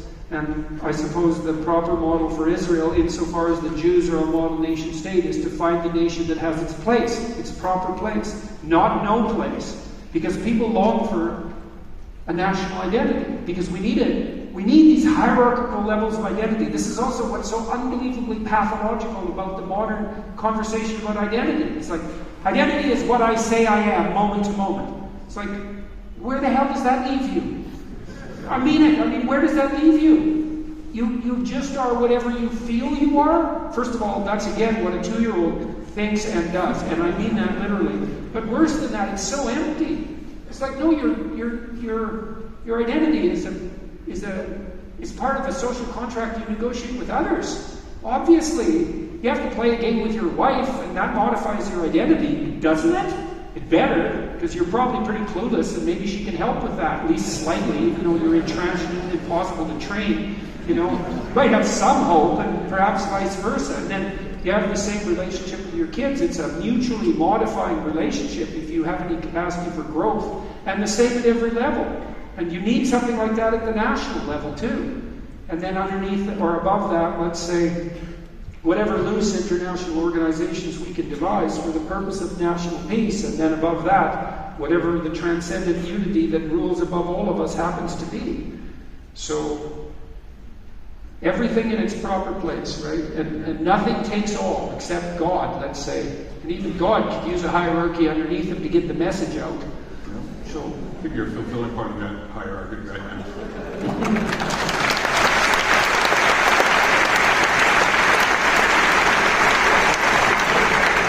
I want to give each of you a chance to sort of make a closing statement, but I'm going to give you a little guidance to maybe move you in a particular direction. So I think you both know how much I love Jerusalem. And, I've said this many times, it's because of, it's not in spite of, but it's because of our moving the U.S. Embassy to Jerusalem that we achieved great success.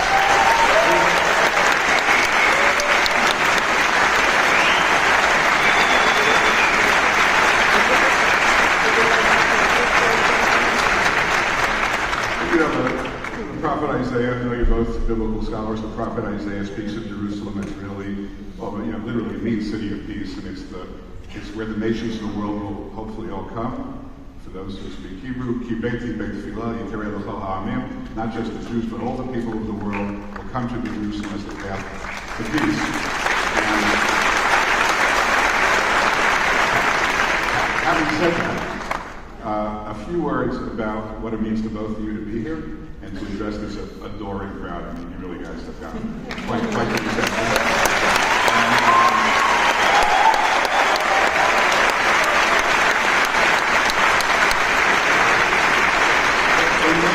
Also offer a word of advice to these great people who really, as you can see, are hungry and thirsty to really participate in the advancement of Western civilization, of conservative principles from this little tiny, postage stamp of a country here in the Middle East. All that they've accomplished, there's somewhere they want to do and help. Maybe you can give them some advice as well. We'll start with that. So, when it comes to Jerusalem, obviously, as a Jew, being in Jerusalem has special meaning to me. Every time I come to Jerusalem, I make a point to go up on Har Habayit, on the Temple Mount.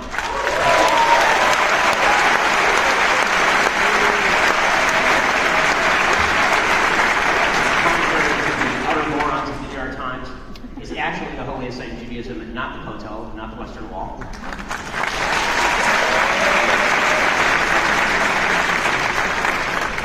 As I talked about a little bit, Jerusalem lies at the center of all Western civilization. The description of Jerusalem as axis mundi is the axis upon which the world turns, the center stone of Western civilization is true. The revelation at Sinai combined with the ideas of reason created the West. And that understanding has led to everything ranging from the democracies that we love to the iPhones in our pockets. None of that exists absent the city of Jerusalem and what it means. As far as advice to all of you, first of all, I think that many people in Israel should give advice to other people in collapsing parts of the West. As I spoke about a few months ago, you guys, first of all, know how to have kids, which is a good thing.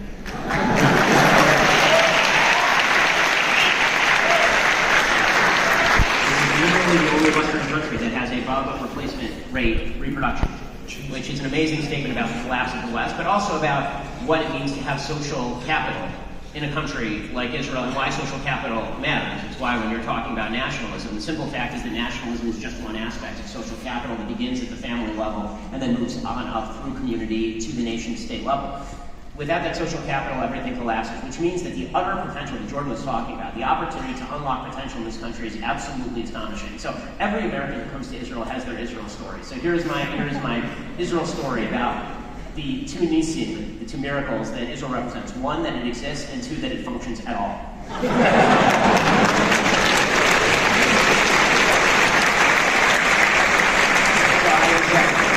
I was recently looking for real estate with one of my friends in a place that will remain unnamed in Israel for reasons that will become apparent momentarily.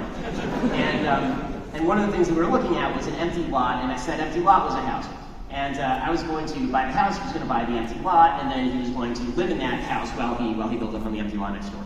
And so the person who owned this house said to me, "Here's the price." And I said, "Perfect, sounds good." And he said, now we begin to negotiate. And I, being American, said, "What the hell are you talking about? You just gave me a price." And I said, "Yes, we're done now. Like, that's the end of the process." He said, "No, you don't understand. What I really want is I want 4/5 of the price of a shekel, and I want 1/5 of the price in American cash in a bag." And I said to him, "Well, that's insane. I'm not committing tax fraud for you. What if I actually just pay over the top so you get the same amount of money and I pay the taxes, right?" And everybody goes home happy. The real estate agent who's brokering the deal says to me, and this is, again, it's such an Israel story, he says to me, "You can't do that. The price that he said is the price that you have to pay." And I said, "That makes no sense. You're the real estate agent. You take a percentage of the total price, right? And the real estate agent says, "No, you don't understand. You don't understand." He says, "I live in this community. If you pay the price that you're talking about, he gets audited, and then everybody in the community gets audited because every single person in this community has been doing it." Now, there are two ways to read this. One is that I just happened to stumble into Sodom and Gomorrah. The other way to read this is that the taxes in this country are too damn high, and the regular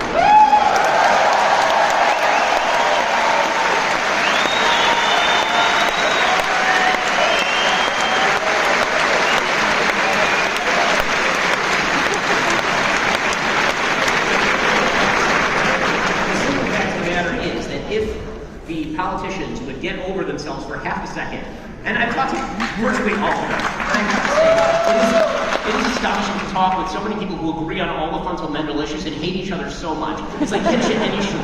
This country is just Kiddush at any shul. It's like they all agree with each other, they live in the same neighborhood, but there's only one piece of kugel, and everybody's going for the piece of kugel, and it's all down. If they would all get together and do the things they just agree on, like lowering the regulations and lowering the taxes and unshackling industry in this country, allowing you to buy property.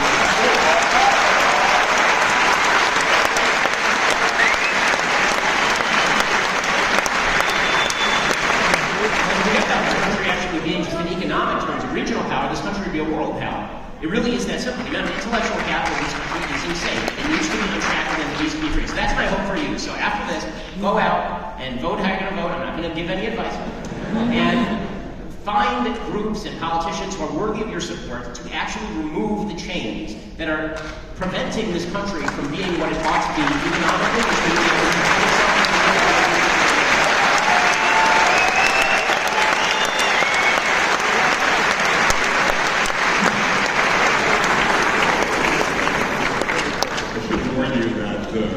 The easiest applause line was just to advocate for lower taxes.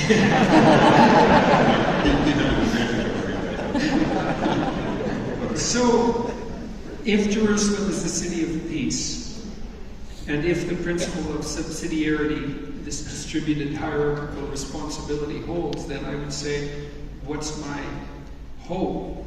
My hope is that you make peace in your own houses. And that's very difficult.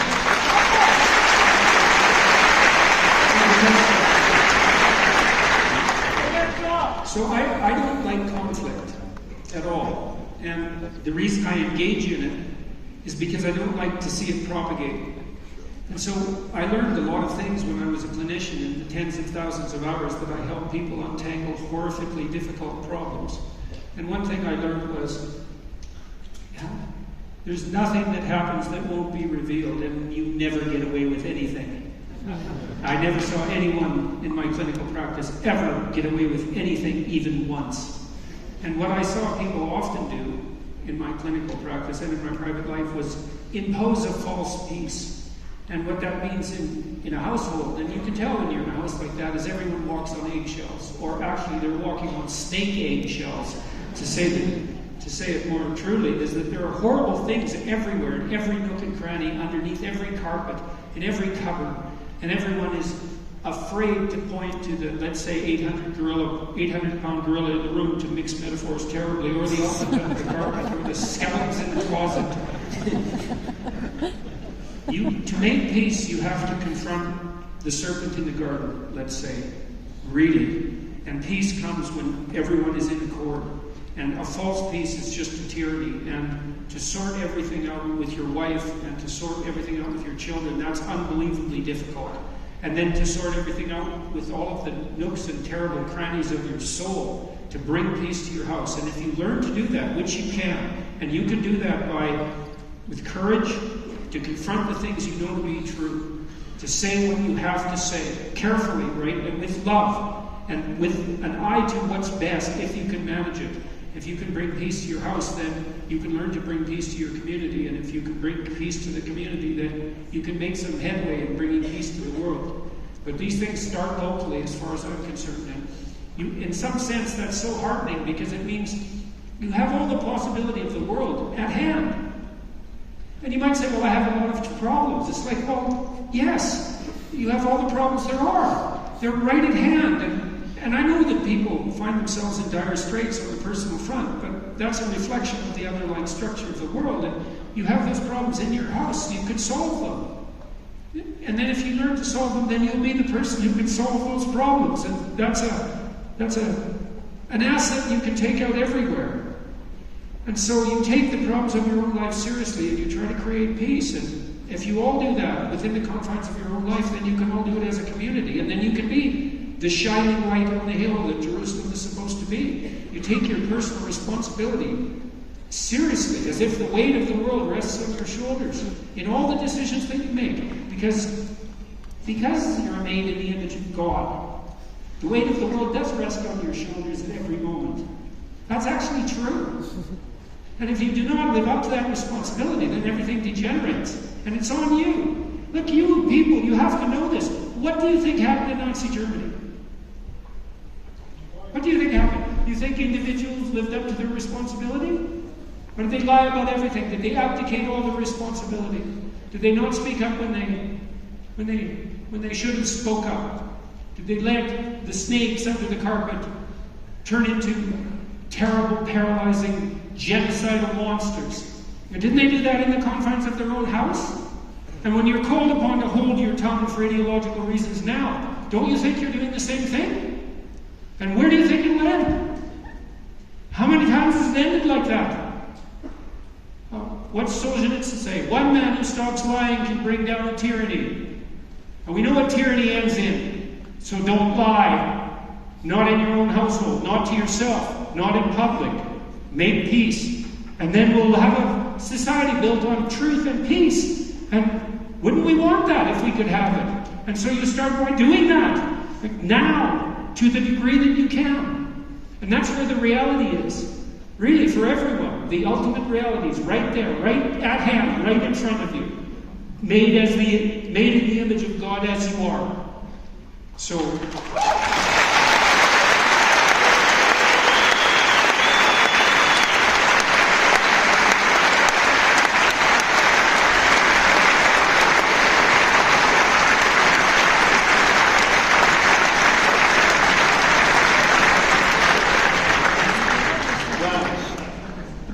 thank you very much.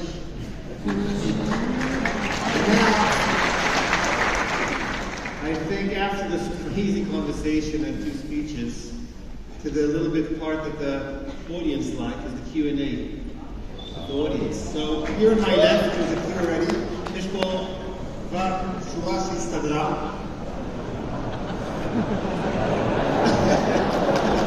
People are waiting in line. They're waiting for this.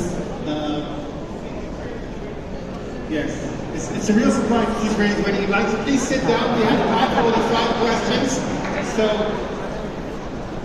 the line is like 50 people long already.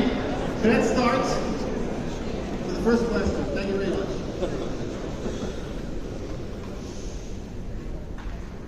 Welcome to Israel.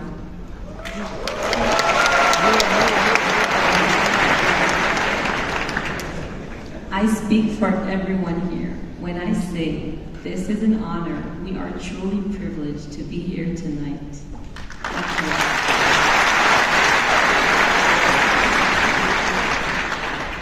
With your guidance, each of us is striving for excellence and is filled with gratitude to God for the beautiful world we live in. Thank you.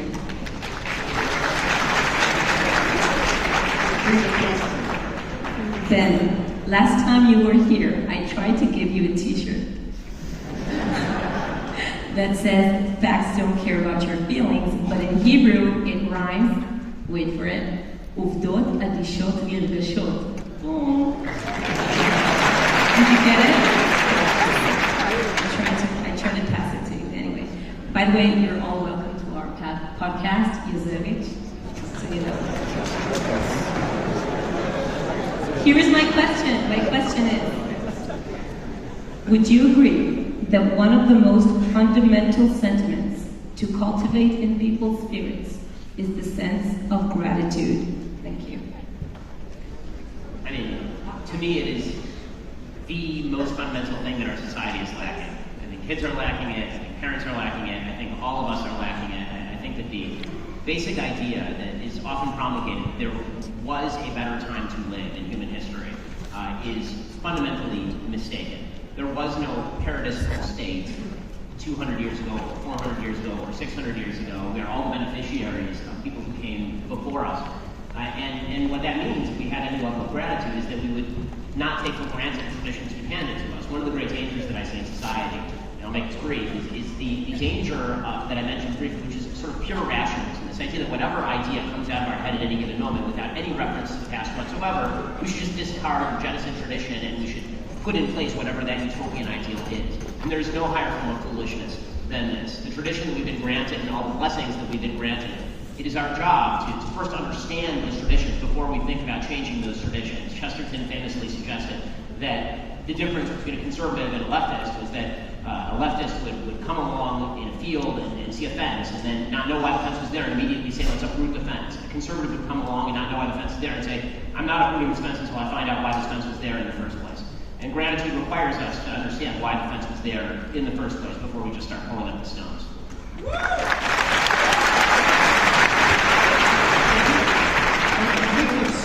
It's very much worthwhile to consider why gratitude is a virtue. And one of the things I think that conservatives do badly in relationship with virtues, in some sense, is to try to impose them. Say, you should do this, as if it's the right thing to do. Now, it is the right thing to do, but it's the right thing to do not so much because you should do it, even though you should, because it's better if you do it. It's better for you and for everyone else. And so let's think about gratitude. Well, I don't think the question is, what should you be grateful for? I think the question is, how can you practice being wise enough so that your fundamental attitude to the world is one of gratitude? And that's really hard, you know. So one of the things that my family has learned, because we've been the targets of many serpentine attacks, is that we could turn an attack into an opportunity if we were careful, if we looked for the opportunity, if we could see the adversarial force even as, it's very stretching things to say this, but as something to be grateful for. It is definitely the case that the journalists who've attacked me the most viciously have been the most profound contributors to my success. Well, isn't that strange though, right? Because that isn't what you'd think. And so what we learned was that when we were attacked, if we could hold our ground and try to, I don't mean seek naively for the silver lining in that sort of sense that this is the best of all possible worlds in that Panglossian sense, but to turn even adversarial challenge into a field of opportunity, that's a practice, right? It's something you can get better and better at in any situation, no matter how difficult. Perhaps it's your ability to seek out what you could be humbly grateful for that will guide you through it. So imagine, I've seen this when people were encountering death. So when my wife's mother died, she died of a terrible degenerative neurological condition akin to Alzheimer's. And it was pretty damn brutal because neurological diseases are pretty brutal. And so we just lost pieces of her, you know, day by day for 15 years. And it was quite the catastrophe for the family, but it was something to watch too, because her husband, Del Roberts, my father-in-law, who was quite the man about town in our little town. He was like the most extroverted person in the whole town. And, he is quite the party animal and a great guy, great sense of humor. He cared for his wife so diligently that it was really a miracle to watch. And his children were grateful to him for that. And it increased their love for him. And as she died, and then when she died, the family looked at each other and realized what they had in each other, and they pulled together in quite a remarkable way, dispensing with many of the unpleasant and unnecessary fractious disagreements that had destroyed their unity or had impaired their unity. They had a pretty good family, but no family is perfect. They came together in this time of death, and it was partly because they looked around to see what they had that they could be grateful for. And what was so interesting about that was that it was a balm, B-A-L-M, for the death itself. It isn't like my mother-in-law's death was nothing. It wasn't like that didn't tear a hole in the fabric of the family's being, but because they were able to orient themselves to what was good that they had with themselves, which in some sense was an infinite resource that they could draw on, as of yet unrevealed possibilities of love to provide them with succor through their grief. And then that became permanent. And so you just don't know, how skillful could you get if one of the things you practiced was gratitude? And then you can also think of it not as a form of naivety, because naive people can be grateful because they don't know better, but as a form of courage. Right? Because the world is a terrible and formidable place. And you have real adversaries, and sometimes deadly adversaries, in nature and in culture. if you can cultivate that sense of rigorous gratitude, then God only knows what you could extract even from the worst of situations. Don't you need to know how you could best extract what was best from the worst of situations? And gratitude is one of the virtues that allows you to do exactly that. And so it's worth practicing, right? It's a practice. It's a courageous practice. It's not just something you should do, right? It's just something that illuminates everything. To see the mystery and beauty in things, even in moments of tragedy. That's a real art, you know. It's the art of great artists to do that. It really is. So,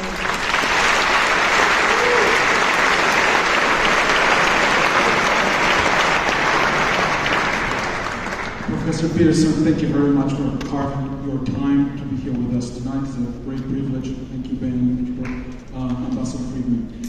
I just want to piggyback on the last comment that Professor Peterson makes, and I want to appeal to one of the subjects that is actually one of your favorite authors, which is Dostoevsky. Prince Mishkin is perhaps this ultimate ideal of humble selflessness and giving that you have been referring to. He attempts to help everyone. He puts the needs of others above his own. His compassion towards others knows no boundaries. And when we look at this idea of the ultimate good that Professor Peterson has been referring to, as a result, Prince Mishkin ends up unwittingly adding to the destruction of the situation, as well as ends up being destroyed himself, and is called by all others in his surrounding as the idiot.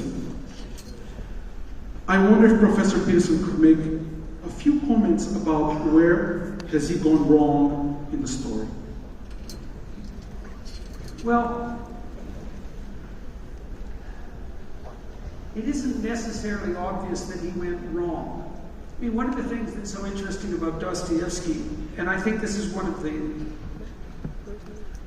this is part of what gave Dostoevsky an edge over Nietzsche in some sense, is Nietzsche had to make formal arguments, and whereas Dostoevsky could use characterization to demonstrate moral virtue. And so in The Brothers Karamazov, for example, it's pretty obvious that Ivan, who is the atheistic and charismatic brother Karamazov, is the intellectual superior to Alyosha, and also he's superior rhetorically. He makes one of the best cases for atheism on moral grounds that has ever been made in literature. But Alyosha is by far the more morally superior character. And you experience that moral superiority implicitly by watching how he manifests himself in the book. It's not an intellectual argument, it's an argument of narrative. And so Dostoevsky can show how the properly oriented soul can defeat even the sharpest rational intellect. And Dostoevsky explores that again in The Idiot, because Mishkin is a savior figure. And although in some sense you might say he loses all the battles, he wins the war. And that's a useful thing to know about your life, but this is, for example, I think why it requires faith to tell the truth. And why faith is a necessity. Faith is a necessity because you don't know what you're doing. And you can't in any final sense, so you have to always leap into the darkness. You have no choice. Well, you do. You can not leap into the darkness, but then the darkness just engulfs you, so that's a choice, but it's not a good one. Because you're ignorant in some fundamental sense, and because the future differs from the past, you have to leap into the unknown with principle. And one principle can be that the truth will set you free. And then the question is, well, how does that manifest? You say, well, I get in trouble when I tell the truth. It's like, yeah, fair enough. You also get in trouble when you don't tell the truth. You get to choose between the kinds of trouble, but you don't get to dispense with trouble itself. And the thing, what you have to decide this, is that if you build a world based on truth around you, is that the best of all possible worlds? And you can't use any given outcome to inform that, because many times when you say what you have to say, the first response is going to be trouble. And you think, well, I should have just lied. And why do you lie? Well, you lie so you don't get in trouble, obviously. Or you lie because you want to gain something that's not yours by right. And so you take this short-term approach to extracting order from chaos, and you think that's a victory. So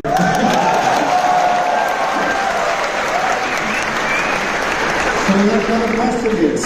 So here's, okay, follow the science. Said no scientist ever. Right? Science is not the endeavor that lays out an ethical pathway. That's not what it is. And so it's the same is-ought problem. Just because there's a set of facts on the ground doesn't mean that that outlines an inerrant path forward. And what the politicians did was they because they were cowardly and because they relied on opinion polls, and I know this for a fact, so this is what happened in Canada, they used opinion polls and then post hoc justified their compliance with the opinion polls by forcing what was a false scientific consensus on people. And they did that consciously, knowing full well they were doing it. And they did that whether they were socialist or centrist or conservative. And it was utterly, for me, during the COVID lockdowns is, well, first, there was no all-cause mortality data on the COVID vaccines. And that's actually not a flaw. That's a fatal flaw. You mean you don't know if the vaccines killed more people than they saved. You actually don't know that. Well, no, you don't know that because you didn't have time to do the studies. Okay, that means you don't know it. And things go wrong badly. Now, I don't know if you know this, but you might, but there's been a substantial spike in all-cause mortality in Europe in the last 5 months. Like in Spain, it's 36% above normal. Why? Well, there's two possible reasons, and I don't know which of these is true, and there might be other reasons. One is the vaccines are killing people. Now, I doubt that, but it's possible. Okay, now, the more likely cause, I believe, is that because we prioritize COVID lockdown above all else, we stop people from receiving necessary medical care on all sorts of fronts, and we stress them 3/4 to death. And so now, a bunch of them are dying. And my suspicions are, if we did the all-cause mortality analysis with any degree of propriety, we'd find that the whole lockdown process, I suspect it'll kill 100 people for everyone it's saved. That's my guess. Now, that's a guess. And that would include the long-term consequences of supply chain disruptions, which are likely to cause people to starve. And also the potential exacerbation of the conflict with Russia, because one of the things I wondered about is, well, did we not go and talk to Putin for like 2 years? Face to face? You know, you were talking earlier, Ambassador, about the preconditions that are necessary to make peace with fractious countries. It's like, how about go talk to somebody? Like, face to face, right? Not in an email, not by text, and not abstracted on Zoom, but so you can go out for dinner and have a drink and see that you're both human beings, despite your differences. We have no idea how important that is. And so, no all-cause mortality data. That's a big problem. And then the fact that the left climbed in bed with the pharmaceutical companies, that was utterly shocking to me. I thought, if you would have told leftists 10 years ago, and you said, okay, who are your enemies? Well, capitalists, clearly. Okay, which capitalists? Oil companies. All right, number one, oil companies. Number two, pharmaceutical companies, for sure. But now they're your best friend. All of a sudden. Well, why is that? Well, could it be because they offer the possibility of centralized power and control? Because it was the only thing I could see. It's like, why are pharmaceutical companies all of a sudden your friend? Okay, so I'll close with this. Policy based on compulsion is self-destructive policy. Period. Now, you have to make an exception, perhaps, for criminals. But that's also perhaps because we're not sophisticated enough to know what to do with outright criminals that doesn't require compulsion. But as a good rule of thumb, if your damn policy, if your solution to the problem is other people have to do what you're telling them to or else, then maybe you're a tyrant and not a proper leader.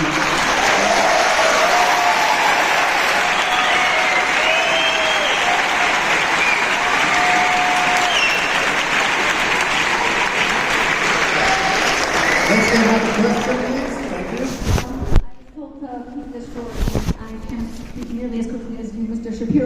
my best. It's a political question for Mr. Friedman and a clinical question for Dr. Peterson. I was driving through the Shapiro recently on the way to visit my son at his military base, and there were signs all over telling us where we could and could not go, that there were areas that are forbidden for Israeli citizens. I was wondering if you could comment on how that's congruent with being a sovereign state. And then the clinical question I wanted to ask Dr. Peterson is, there seems to be a trend in some Orthodox communities to encourage young adults suffering from mental illness to cut all ties with their families, families that are plagued with imperfect parenting as opposed to some real abuse. And I'm wondering what you feel the role of the family could be in habilitating a young adult or a teen, and whether we should encourage the family to play a role in the life of someone suffering from mental illness. I didn't hear. Can you give me a summary of the question? No, it wasn't because the question was poorly formulated. Okay, so the first question was, how are the areas that are forbidden to Israeli citizens congruent with the fact that we claim to be a sovereign nation?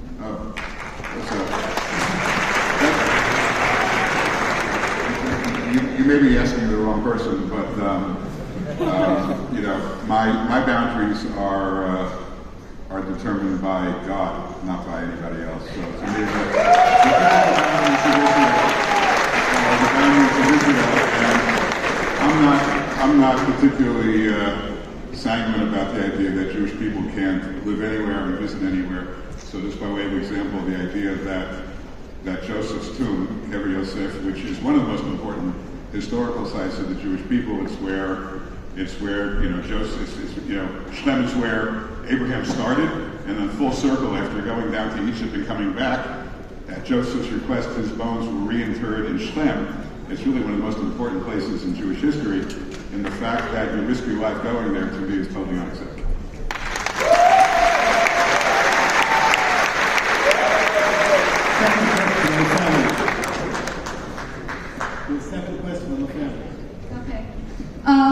The role that the family can play in habilitating young adults with mental illness, as opposed to the trend to convincing them or encouraging them to sever all ties with their parents and with family members, where there isn't any abuse going on, maybe a little bit of imperfect parenting. Can you comment on that, please? Can you weigh in? I think it's an important question, an issue for our community.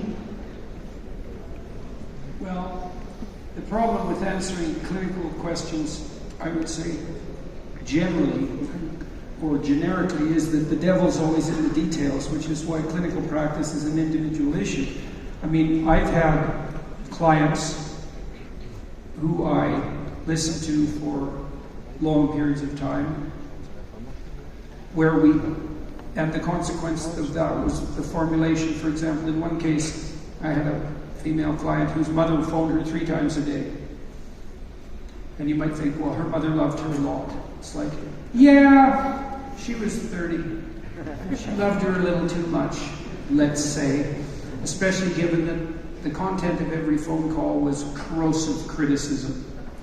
And so one of the first things we determined that might be helpful was that we could limit those conversations to once a week.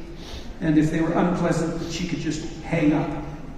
And that caused quite a storm, as you might imagine, because it had been going on for a very long period of time. But you do find people who are being tormented to death by someone who purports to love them, and in which case, sometimes the only solution is to set an extraordinarily firm boundary.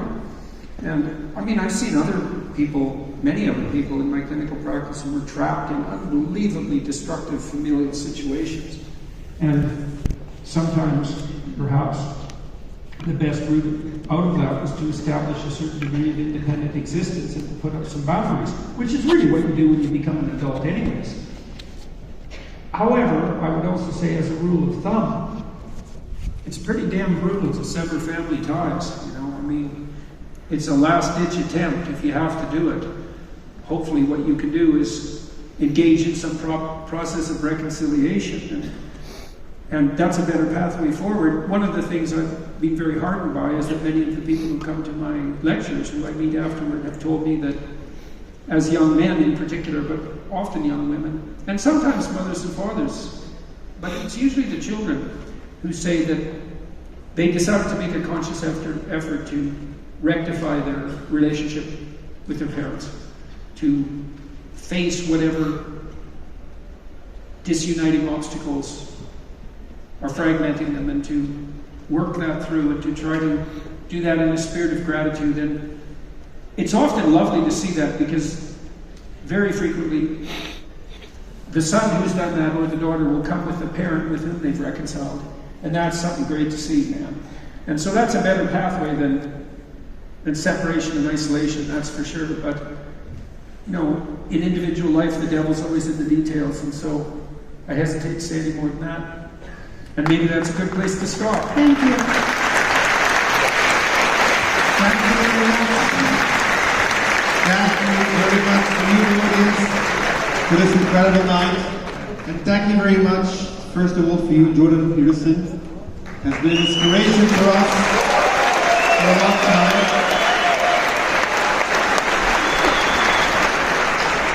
This is a page from the Bible printed in the 16th century. You can see it here, it's very unique. And this is a present from for you, from the people of Israel here in Israel.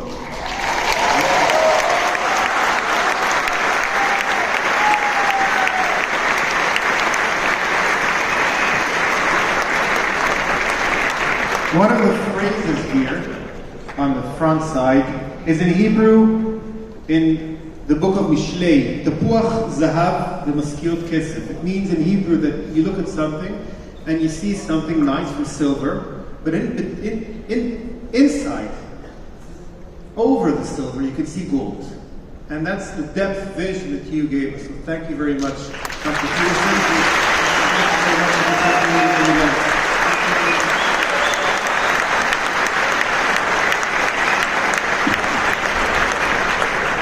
And to you, Ben, this is from Shir Shirim, from another book by King Solomon.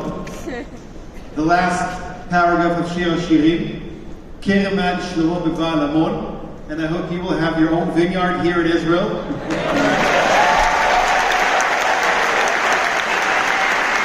the Bible and the Tanakh is part of our heritage. But not only the people of Israel, but the world heritage, and we hope that one day, Mitzion Tetzeh Torah, not only in the spiritual individual way, but how to run a country, and we will learn from the world, and we will learn from you, and we can improve our state, and we can make the world a better place. Thank you very much, both of you.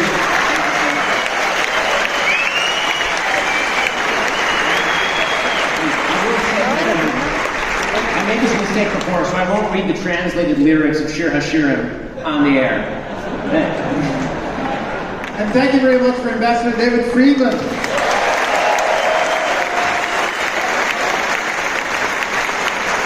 thank you all for coming tonight. And thank you for the people who made this unbelievable success tonight. And I hope this is only the first one out of a variety of events that we will have with this unbelievable intellectuals. Thank you very much, and good night for everyone.